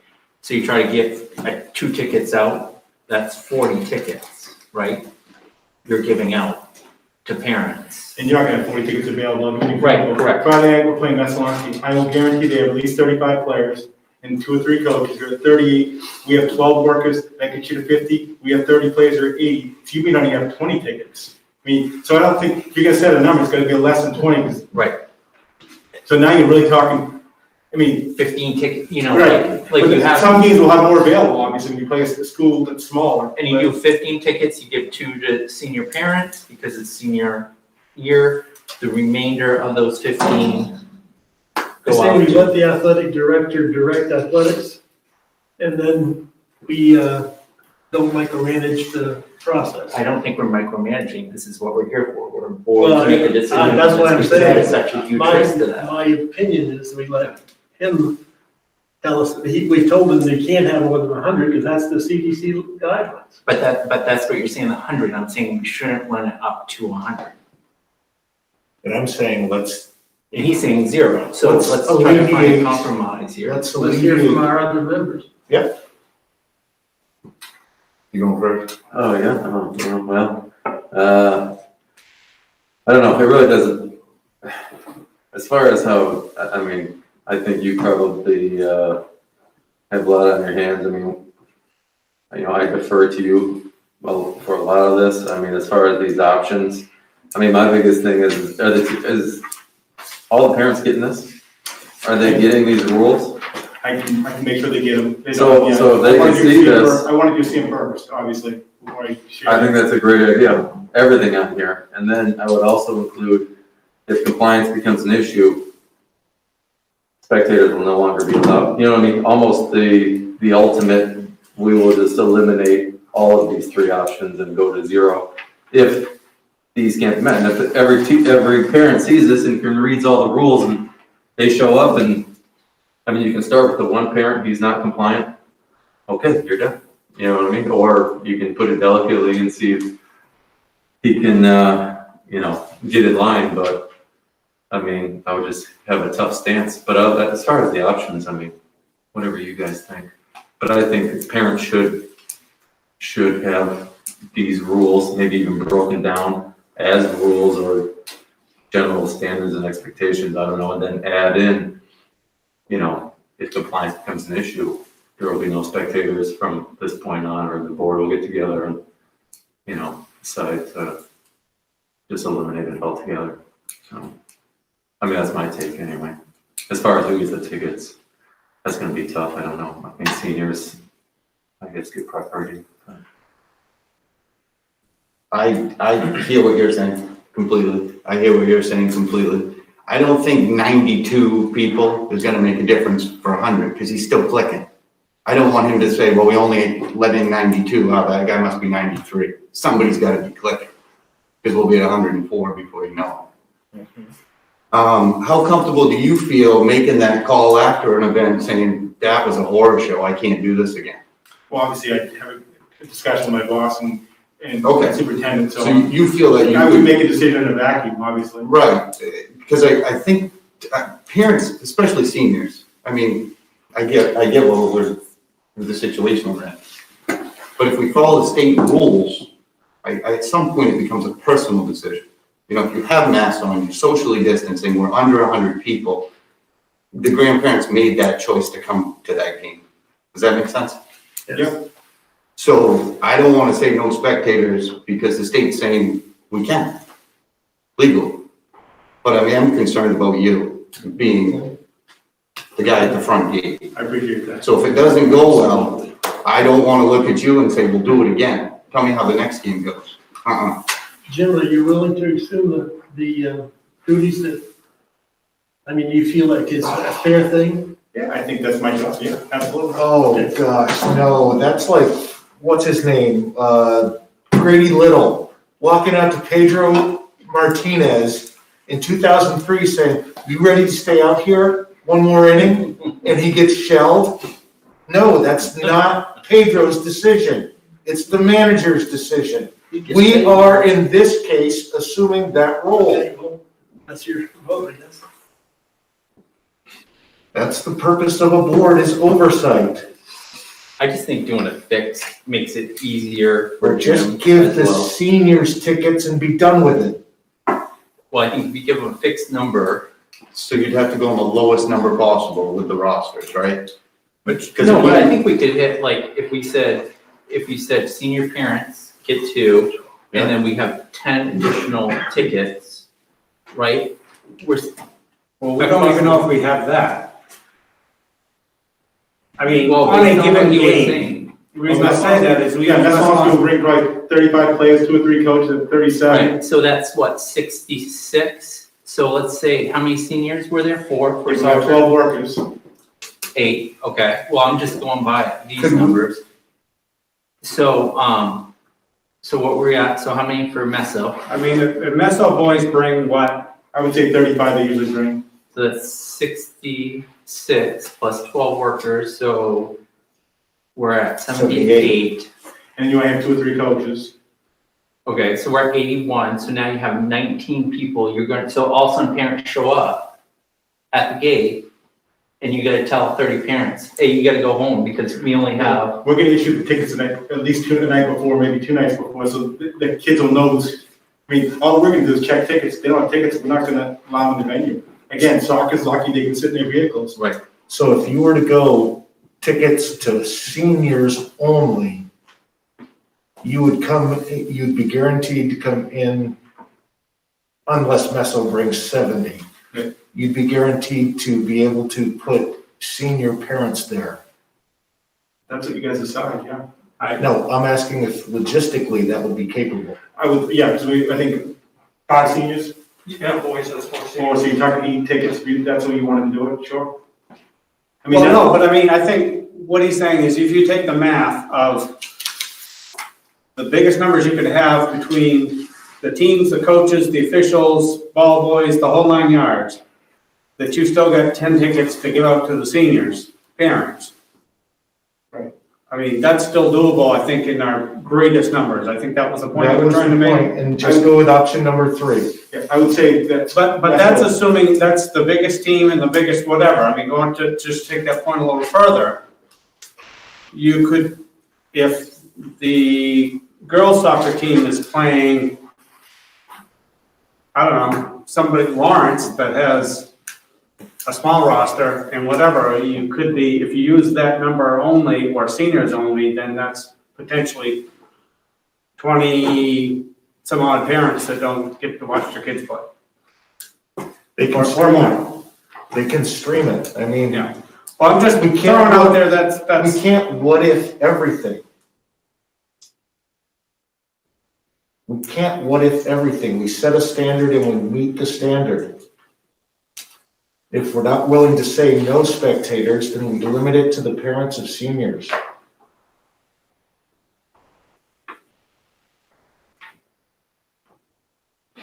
It makes it so that Jim doesn't have to play the how many tickets can I get out every game. Well, I'm willing to make a motion that we take Well, hang option on, one. before you go further. Mr. Bell wanted to weigh I in. personally think that is gonna create more work on your athletic director that you're trying to prevent. By trying to have to say, oh, sorry, we can only allow our seniors now, every underclassman parent I need to face at the gate and say, you can't come in here. But they would know that going into it, correct? Because you would only have the seniors, you'd be giving out the tickets prior, and we'd be handing out these guidelines to the parents prior to any more games starting. I mean, I'm not trying to be an ass, but at some point, I think it's incumbent upon us to establish a standard and then to hold that standard and not have it shift with each different athletic event. I'm gonna take a slightly just different 10,000-foot view here, 10,000-foot view. Because I totally understand what you're saying, Earl, and I appreciate that you're trying to help and protect the athletic director and policing and all that. I appreciate the whole safety aspect of what you're talking about, 100%, totally get it. You've already made the decision that you're gonna allow sports. For all of the reasons that we know sports are good for kids, you've already made that decision. That in itself brings people together in an area. You have parents, Rich is here this evening, who are saying, we will do anything we can to support whatever plan you come up with. I have mothers emailing me, junior high mothers, saying, please find a way to let us see our kids play. We'll do whatever it takes. There's a part of me that says, as a parent, I have a responsibility to my child, to my community. Give me the responsibility to my child and my community. Give me the opportunity to prove myself, rather than take it away from me and say that I'm not capable of doing what it is you're asking me to do. If I fail you, then the consequence will be I'm not allowed to come back. But give me that responsibility as a parent. The CDC has said 100 people. We can sit here all night and bicker 100, 25, it doesn't matter. If one person is sick and they're not socially distancing, doesn't matter how many people are there, you're taking that risk. So therefore, it's imperative that we follow the guidelines, we wear masks, we social, that we do everything that they say we should be doing. That's the key. If you want to pick a number, pick 95. You're giving yourself a 5 cushion in any sport. Don't make it hard on Jim to try to figure it out. Pick 95. You'll drop 5 people out and figure it out. But the point is here, there's a risk in anything. But they've established guidelines for you to say, here are the things you can do to be safe. The question becomes, are you going to give your parents the opportunity to be responsible and demonstrate that responsibility to the community? I think you're going to have a strong showing, especially if you can meet with the parents and say, here are the guidelines we need to hear. We need your help. We need your help. And those parents are going to police those areas because they want to see their kids play. There is the old adage, you're as happy as your saddest child. Well, as a parent, you want to be there. And you're going to do whatever it takes for your kids to be able to keep playing, because the first time a game is stopped, let me tell you, somebody's going to pay a price, especially if they find out who stopped it. Give them the opportunity. Give them the responsibility, just like you would want as an adult. If it doesn't work, it doesn't work. But give them the opportunity. Jim can contact the police department. We can see if we can pay for a police officer at some of the events that we feel are going to be more perhaps contentious or greater. Let's hire a police department for that particular, that police officer for that event to help alleviate Earl's concern. He's got a very valid concern to help alleviate that. And we had a police detail in our ground rules. I think you're going to get greater support from your parents if they feel as though we're working with them so they can see their kids play, but understand that this is serious. This is serious. We cannot not adhere to what we're saying here. It's like the schools, it's like everything else that we've got. You keep the foot on the accelerator, you keep safety at first. Yeah, I amend my motion. Well, I don't think you actually got to make the motion yet. Okay, well, I said it. I cut you off, so. You did cut me off, but I'll have this out. I think let's take what Earl said into consideration and change my motion. Before you make that motion, let me ask this question, because we've had a lot of conversations around high school primarily, and we mentioned the senior thing. So we may want to do it in 2 pieces, because if we're gonna do a senior thing, talk about the junior high as a separate thing, because that'll be different. But option You don't one, have seniors. option 1 does talk about senior games. We'll have 2 tickets, so that's different. Well, right, but we can make whatever we want it to be. It doesn't have to be what's on this piece of paper. No, I guess my point is, I'm the gonna junior add high something doesn't to have it that Earl seniors, like. so we don't even want to use the same language for junior high entirely as we would for anything we do for high school. So you're saying 2 different motions? I think that might be more straightforward. Unless we have an answer for junior high, we want to make it all at once, but I'm just saying, we want to make sure we delineate between the 2, because we don't have seniors Oh, I see what you're saying. at the junior high level, so. Right. We might want to do it in 2 pieces, and suppose, instead of putting it all in one big one, I guess, because we haven't really talked about junior high specifically, in regards to how tickets might be managed, but we might be in agreement on what the total number is, that might apply to all, but how you divvy them up, obviously there's no seniors at junior high, so I just want to make that point before we proceed further and so forth. So anyway, saying that. So my motion, changing my motion would be this way, and listen to the end of my statement. Using option 1 as the basis for it, each team member receives 1 pass, with the remainder of passes available going to senior participants senior games will have 2 tickets per senior. Key phrase being to keep it safe, any non-compliance ends the game.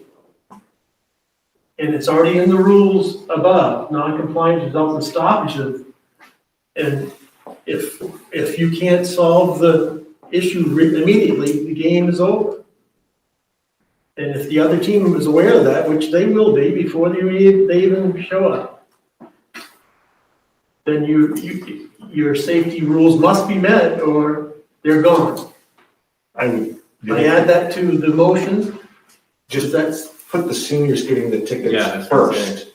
Right. Then the remaining tickets left over. Right. Okay, that's not the way you worded it, so let's. No, I read it because I read it the way it was written, Okay, but that's what I mean. so to correct, to make sure we have a clear understanding of your motion, going back and fixing that, is you are making a motion to allow seniors to get 2 tickets. This is high school games. High school games, we're talking seniors to get 2 tickets, and the balance being rotated out to the remaining Right, parents. but non-compliance, Within the guidelines of the 100, is that what you're saying? Could just Yes. make a final point on Could we that? adjust Right. that number so there's just a little bit of a buffer there, so in case like 2 extra people show up from the other team for some reason, and you didn't count a trainer in there, or you had like just to get like. Well, it's, I yes, guess, in the ball boys, we could just use 2 ball boys instead of 4. I mean, No, I mean max at the field, well, like let's just say. in the clarify, Right. and John's making the motion here, and I was clarifying it, And where, I was did at- that well. do you, I mentioned to clarify the number, are you clarifying the number to something different than what, to Corey's point? No, I was going by the original 100 because I don't think that'll ever, I think that some people stay home and watch it because of safety, they'll want to watch it.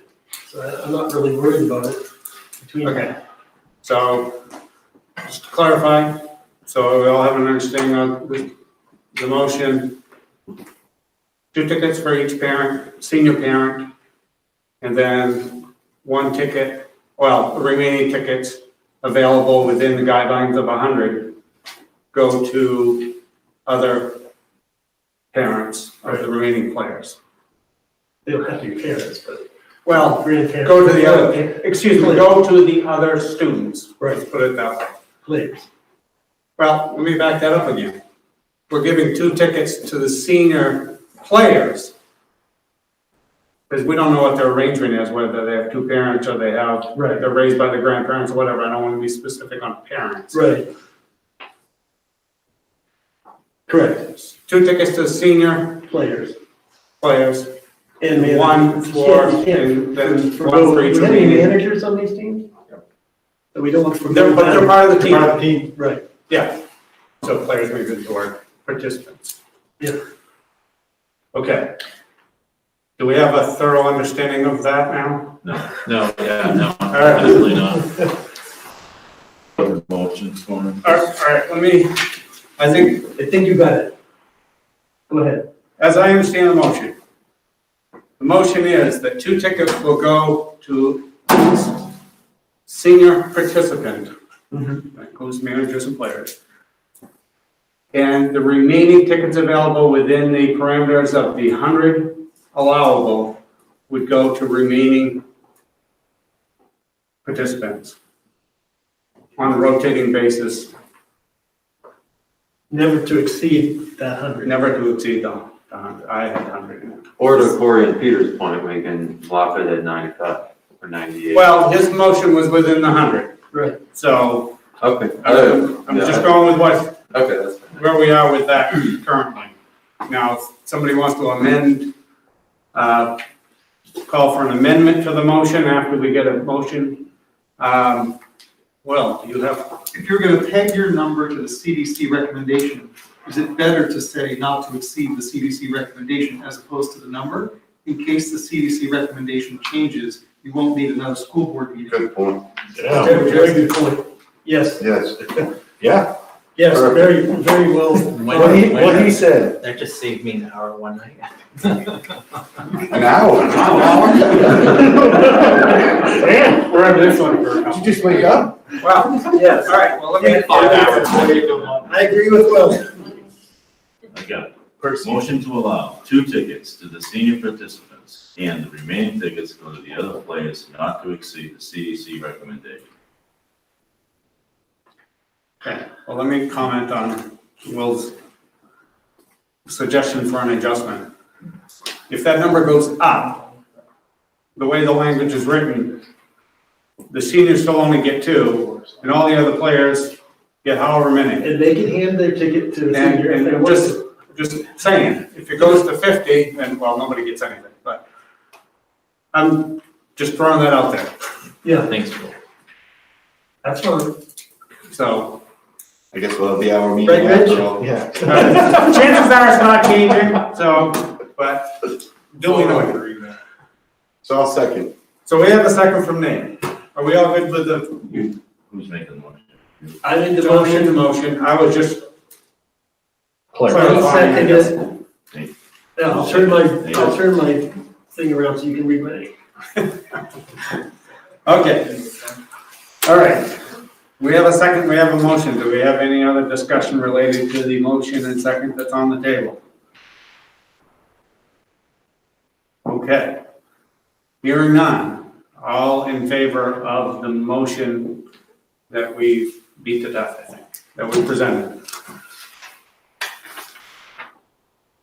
We are 4. All opposed to the motion as presented? 1. And abstaining, we have 1. So the motion passes. Okay, junior high. So, given that, does that provide guidance for what we're doing with junior high? Are we, I'm presuming we're obviously sticking to the 100, because we have to.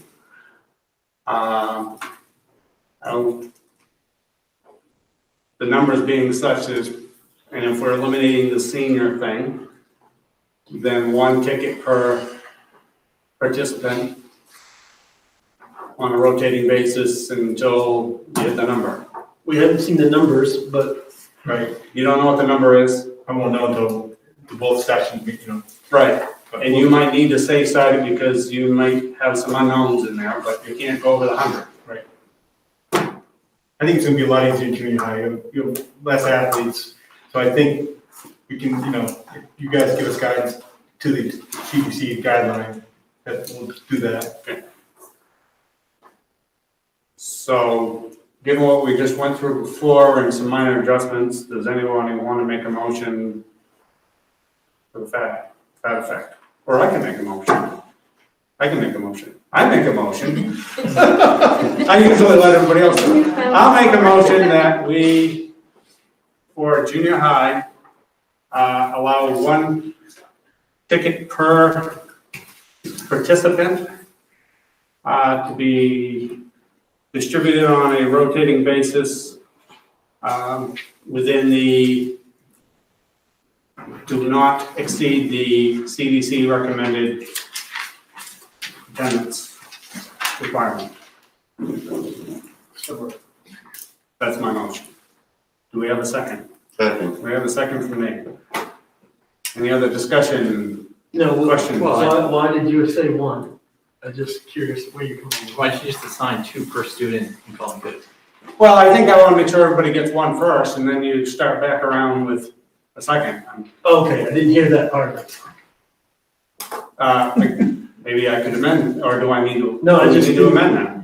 He said 1 per, and I thought that's what he meant, total. Me. 1. He meant 1 per, and then.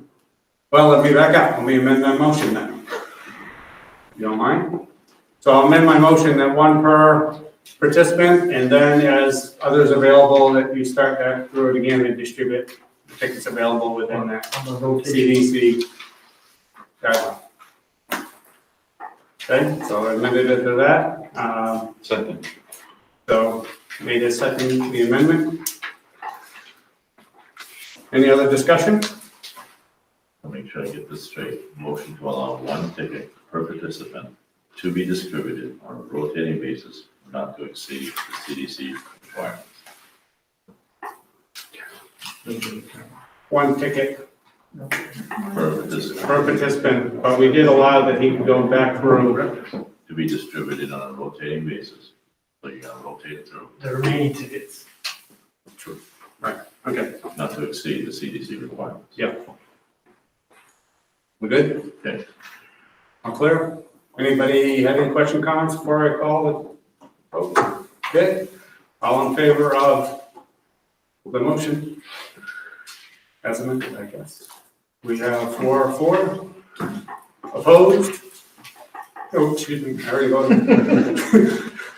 We have 1 opposed and we have abstained. Okay.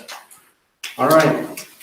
Is Jim comfortable with this? Yep. I mean, if you don't mind. Absolutely. Okay. Thank you. Obviously, if it doesn't work, I mean, Non-compliant. we'll surely hear about it and we'll do what we need to do, but we spent more time on that than we do on things in the classroom, which is actually kind of sad.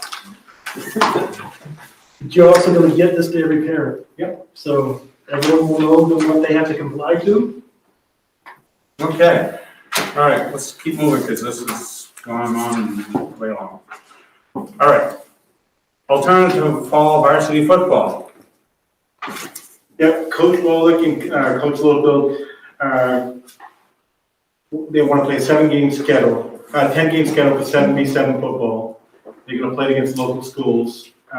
Their intent is to practice every day. They do have 27 students who are committed to playing on this team. I think it's going to be a good experience. We've got a couple games on the lights for them at the NCI that we'll play. We'll play Waterville, we'll play all the local teams, give these young men an activity to do, which I think is important during these tough times. Again, they'll follow the CDC guidelines. Key word, I don't see on here, is it flag football? You have a choice between flag football or touch football, so it depends on who you play. So it's not tackle, and it doesn't. No, it's it's that there, either so be it's flag or like touch, and each school, remember, the MPA this is a recommendation, so Right. schools will decide they're gonna play flag or tag. So if we make a motion for 7v7 football within the MPA guidelines, then we're covered. Yep. And I think Coach Wallach and Coach Littlefield, I think, they feel it's important to keep these young people involved, so I certainly support that. So the other piece that accompanies that is compensation for them. So one of the pieces that was discussed is that different school districts are compensating their coaches in different ways for doing this. One of the ways in which school districts are doing this is to pay their coaches their fall compensation. If there were to be a season in the spring, the coaches have already been compensated so that they would be required they would be expected to coach that season in the spring as well. If there's no season in the spring, then you've compensated them for their fall efforts. Is that written into their contract? It's not written into it, but this is a discussion that I believe the I've had coaches have had with Jim. I certainly understand it, so if you want to put it in writing, that's something, but these 3 coaches that we're gonna have coach, they've been with this program a long time, I don't think that would be an issue. How many seniors on the football team? That counts, about probably 7 or 8. But there are 20 kids who are willing to do that, which is more than I thought. I think that's a pretty good number. They had 37 working out this summer, and that 27 decided to stay with it. That's pretty impressive. I'm just thinking of the numbers. Well, they'll follow the same thing you voted on. That's what I mean. Yeah. So that will be simple. You say it was intramural, or is it fall under? It's an activity because it's not an MPA sponsored sport. Because remember, the MPA said that football is postponed to the spring, but this is their recommendation for an activity for your football athletes. But it is within the MPA guidelines. It's just not an MPA sponsored sport in the spring. So, is there any risk for us? Yeah, I mean, It's not in. is it sanctioned? Again, it's not sanctioned. Because it sounds like they're trying to have it both ways. Well, I think what the MPA says, it's not an MPA sponsored event. So, as I told Peter, some schools chose not to get involved because they thought it gave more equity to the boys having possibly 2 seasons. So it is an activity. It's not a sponsored sport. But it's, okay, so what's the liability if somebody gets hurt? in a non-sponsored activity. The school sponsoring School it, and sponsoring. it does fall under the community sports guidelines that the CDC and the governor's office has put out.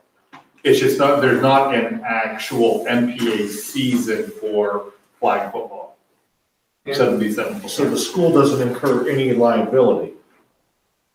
No more than, I would think no more than normal. Our insurance policy would cover it because by voting, you are supporting the event. Now, how come we didn't do intramural lacrosse or intramural baseball? Why is this? Because we weren't in school. We weren't in school. Well, right, but they were sports that were canceled that we didn't make an attempt to try to do anything with. They didn't follow any guidelines at that point. I don't think the state was even there then. I mean, I get your point. It's- Yeah. Yeah, I see your Yeah. point, but Yeah, they I weren't mean- that far along. I mean, I have my reservations about football in the spring on many fronts. Oh, I think It's, And I think the likelihood of it happening on I'll just keep it not with even just us. I mean, I think to have multiple teams that are able to play a season, I think is. Have a field play on. Have a field play on, without disrupting their other spring sports is a pretty tough nut to crack in the small division of schools that we play in that don't have the number of athletes that say maybe some of your big schools down south have that can do the whole thing on turf fields. So, there's definitely some big difficulty to get to a spring football season here. But regardless of that, no, I mean, we have the liability, I think, regardless of whether it's an MPA event or not, it's still a school-sponsored event, so it's still on us, no matter, even MPA events, I mean, ultimately, we have liability on those too. Just because the MPA is sponsoring doesn't mean we don't, so not particularly different. So Jim, I just want to go back to some comment you made, flag versus touch. So who's making the decision on that? The two teams will decide before the game if it's gonna be flag or touch. So one time you would play touch against MCI, but maybe one of them wants to play flag football. They don't have the equipment maybe. Right, that's what it was based on. They didn't want teams to feel like they had to go out by the flags and stuff.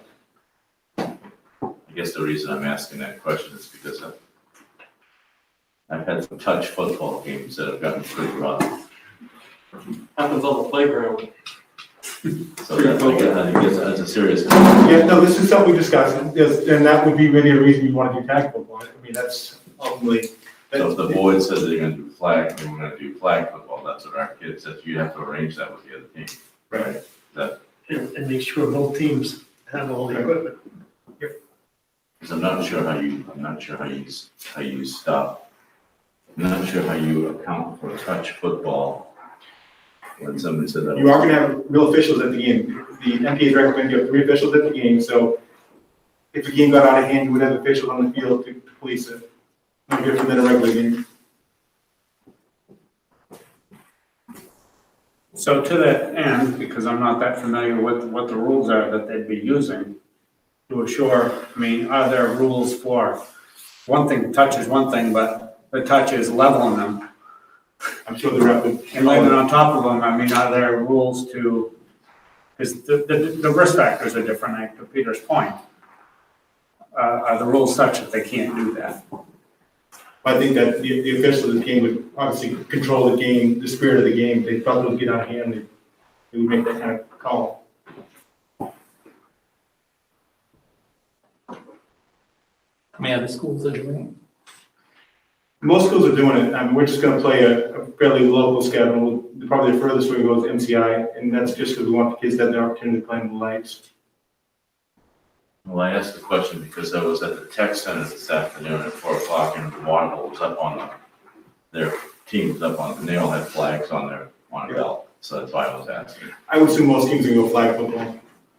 But John's right, that's exactly why they said it, because schools want to spend money on flags and stuff. Right. Most schools would figure if they do flag football, they give it to the phys ed program next year. Right. Seems like a simpler way to officiate. And you've got 27 on the team? As of right now, yeah. That's 27 players. That include the trainers, No, that would be game day help. It's 27 with 3 coaches, so your number would be 30. Is that one bus or 2? Me too, but that's. Well, but we've also But had we've the also- option available for Parents parents to to- be able to transport their own. But the only thing about that is, what parent's gonna transport their child and they can't stay for the game? Right, because Yeah, no Only went spectators. to MCI's longest trip. That's it. Yeah, I'd be willing to. yeah, they'll go out to eat, get somebody, Yeah, whatever. It's not that far. But Well, it's going to, we'll figure that part out. that was Texas, I'm making twice. All right, so. I guess the question is, do we have a motion on 77 football? Flag football. Hold on, Well, are we gonna get specific? 2 buses, but is that budgeted in from other sports that aren't going to be? We should be fine budgeting, because when we set our budget, we had a lot more games than what we're gonna have. I'm just making sure. I mean, Yeah, normally we bring 3 buses to a football game. Okay, no, I just wanna make sure. I move that we approve the 7v7 flag football for this season. Is there any emphasis on flag? I did. Okay, I just want to make I sure. wrote flag and I said flag. No, I just I want to make agree with sure. Mr. Peters that touch football, we can get real rough on play calls. Does it go without saying we're following the CDC guidelines? We're saying rules. Obviously, yes. Okay, so no spectators, Same. okay. So you're making the motion to approve 7v7 flag football within the MPA and state guidelines. I guess that's it. As explained. That's, yeah. Do I have a second? Second. Mason making seconds tonight. All right, great. Any other discussion? All in favor of 7v7 football for the motion? We have 5-4, 5 yes, and against, I'm abstaining, and we have simply an because we didn't put the spectators in there. We didn't discuss the spectators. If it was just the kids playing with no spectators, let them go.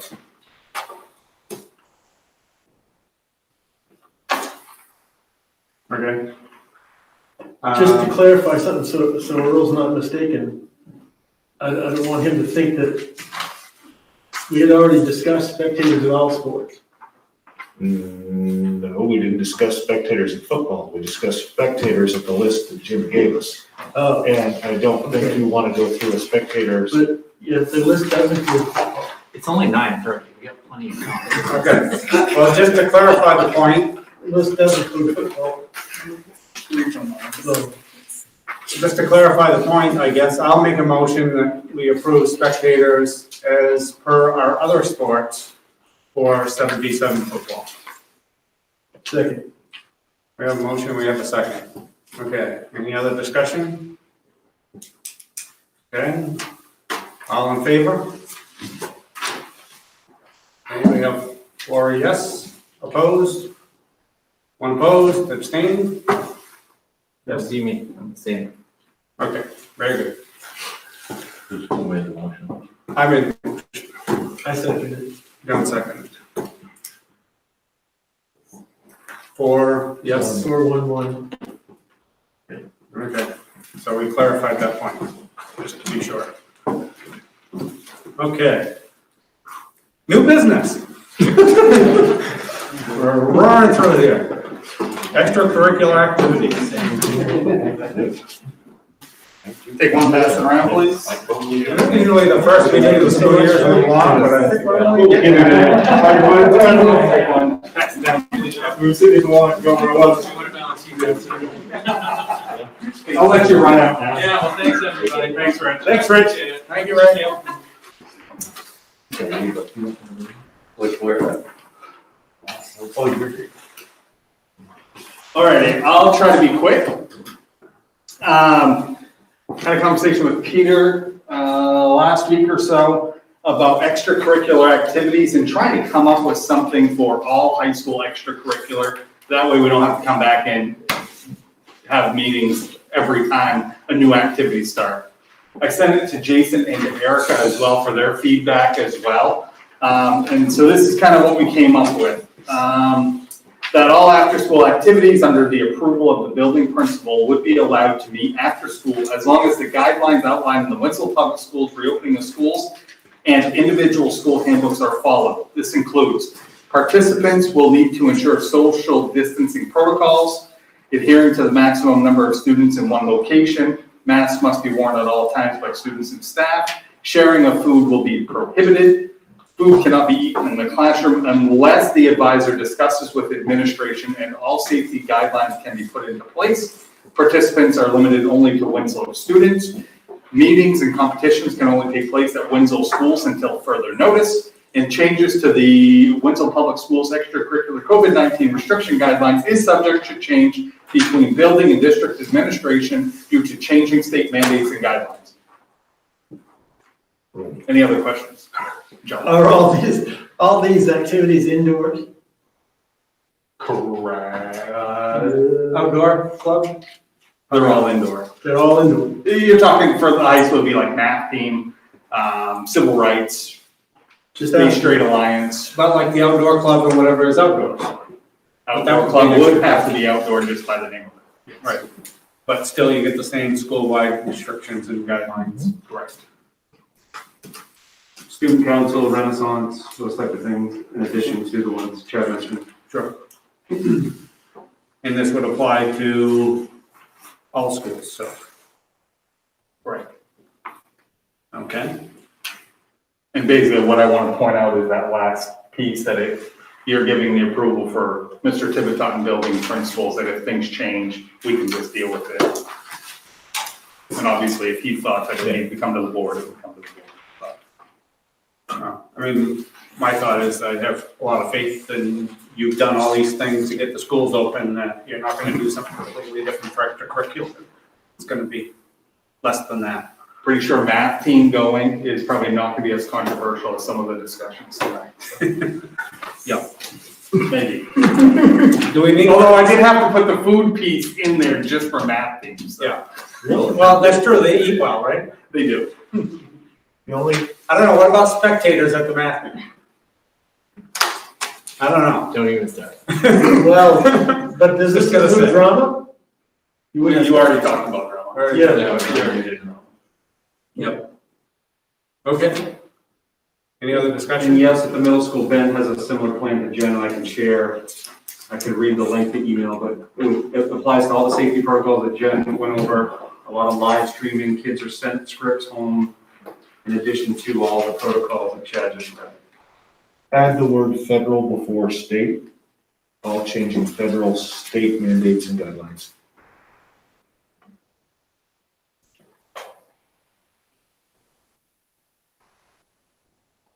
That could be in your motion.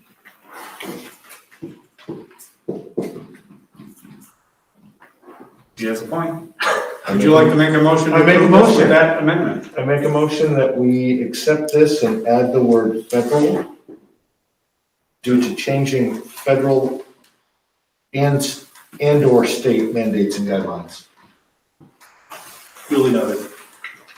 Are you making a motion to approve To approve this as presented. Okay, we have a second from Gordon. Any other discussion? All in favor? Unanimous. All right, we're on the roll now. Next. We're going. Thank you, guys. All right. Reaffirmation of policy IKF, graduation requirements. Oh, I know I have a copy of that somewhere here.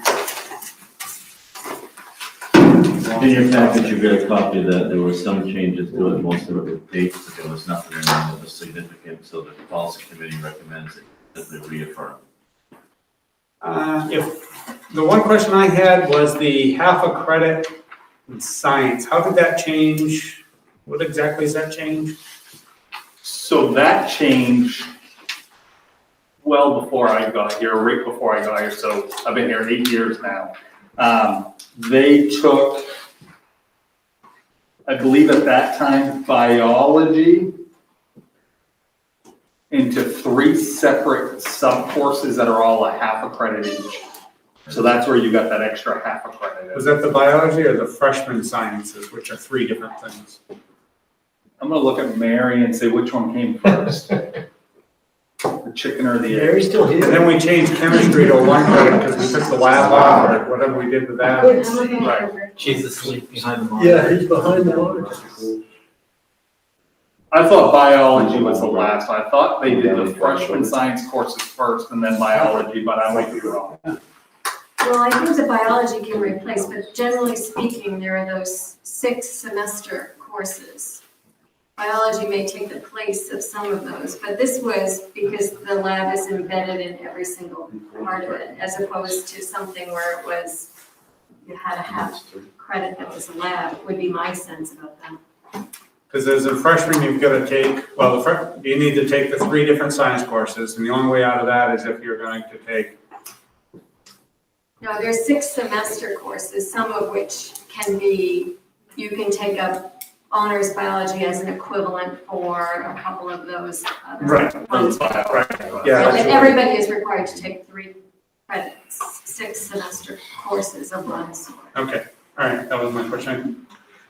So the 6 classes are, you have intro to chemistry and engineering, physics and engineering, and earth and space science. Right. Those are the 3 that you would consider your freshmen, even though we have some juniors that take. Because of their schedule and whatever right now.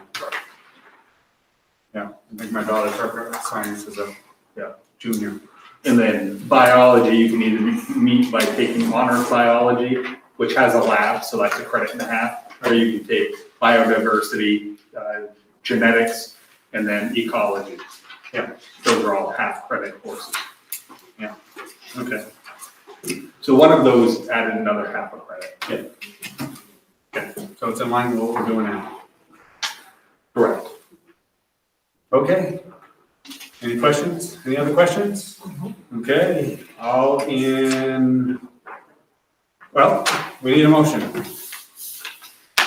This is just to Reaffirm policy IKF. Motion to reaffirm the policy. I second. We have a motion, we have a second. Any other discussion? All in favor? Okay, unanimous, thank you. Request to adjust van drivers hourly rate of pay. You currently pay a van driver, if you have one right now, $12.25 an hour. You pay them $12.25 an hour since we've been in AOS, which has been over 10 years. Waterville has decided to jump their price from $12.25 an hour to $17.25 an hour, which is more of a going rate. You don't have to do this, but the way this works is that one of your van drivers also drives to Bassboro and Waterville. So they'd be driving for Waterville for $17.25. They'd be driving for us for $12.25, and they'd probably say, "I'll see you later." And then if you're going to be driving for Bassboro for $17.25, because they've adjusted their rates. So I would recommend you adjust the rates that were like the other 2 communities. How many hours a week does this? So moved.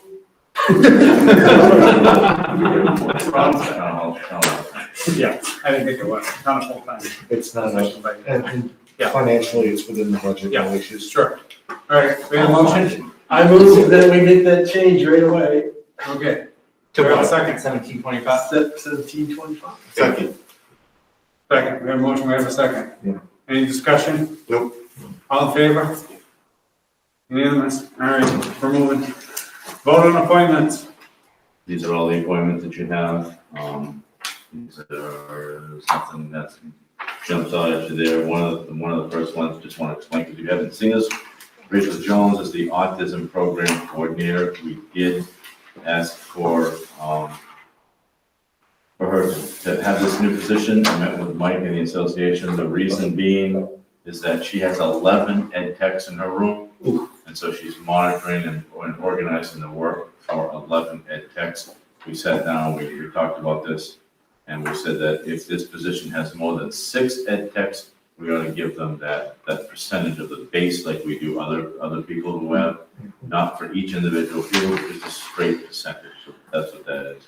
Move to take that as a group. Second. Okay, all right, are there any objections? Okay, all in favor of taking this group? Unanimous, okay. We have a motion to approve the group of appointments. Move to approve the group of appointments as listed. Second. We have a motion from John, second from Corey. Any other discussion? All in favor of the group of appointments? Unanimous, all right. Now somehow I didn't get page 2 printed out, so now I'm getting the rest of it. Resignations, we have one resignation. We have to give the people a chance to talk. And yes, we have to do that.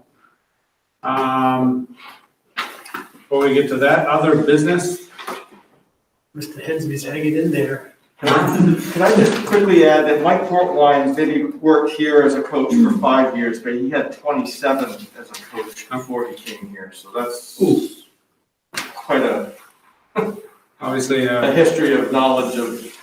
yeah, nice asset to our 8th grade boys basketball. Hopefully we play basketball so we can worry about filling that position. The only thing I was thinking in other business is the main,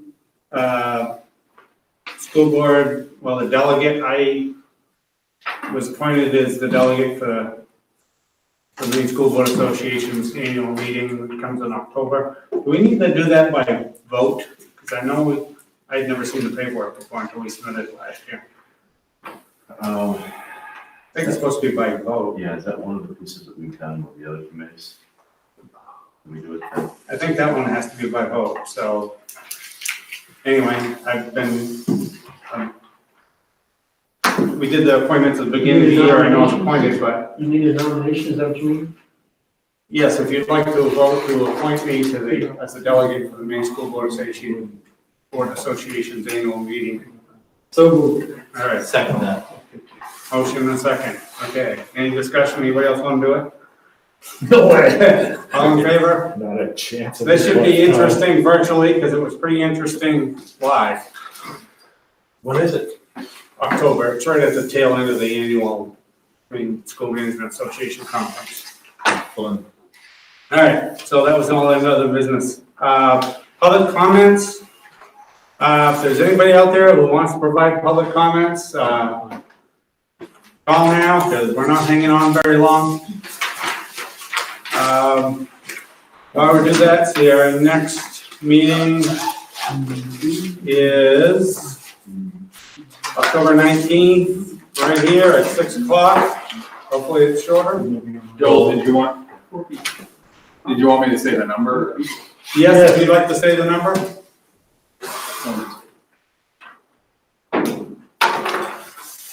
The phone number to call in is 859-2490. 859-2490.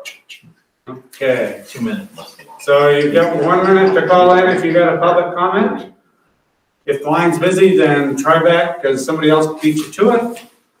But in the meantime, as I indicated, our next meeting is then the 19th. Do we anticipate a special meeting coming up at all, Peter? We have nothing in the offing right now. Who's gonna be the wise guy? I guess I will say, with a dwindling crowd, I will say thank you to all the staff and administrators and our superintendent and everybody, so we can get it in the record anyway. Thank them for all the hard work they've done to bring our schools, to open our schools and figure this all out, because they surely have earned it. So. Amy, did you want to add somebody to this list that we could? I was just gonna say, Brendan Wood, under the appointment list. Oh, so edited. Second. Life skills teacher at the elementary school. Okay. Would you like us to vote on that? I just said so edited. He seconded it. Approved.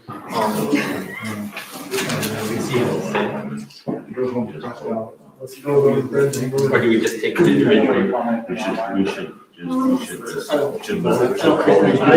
Okay, the motion, he All said. right, John's making a motion to approve the rendition of Brendan Woods to the list of appointments.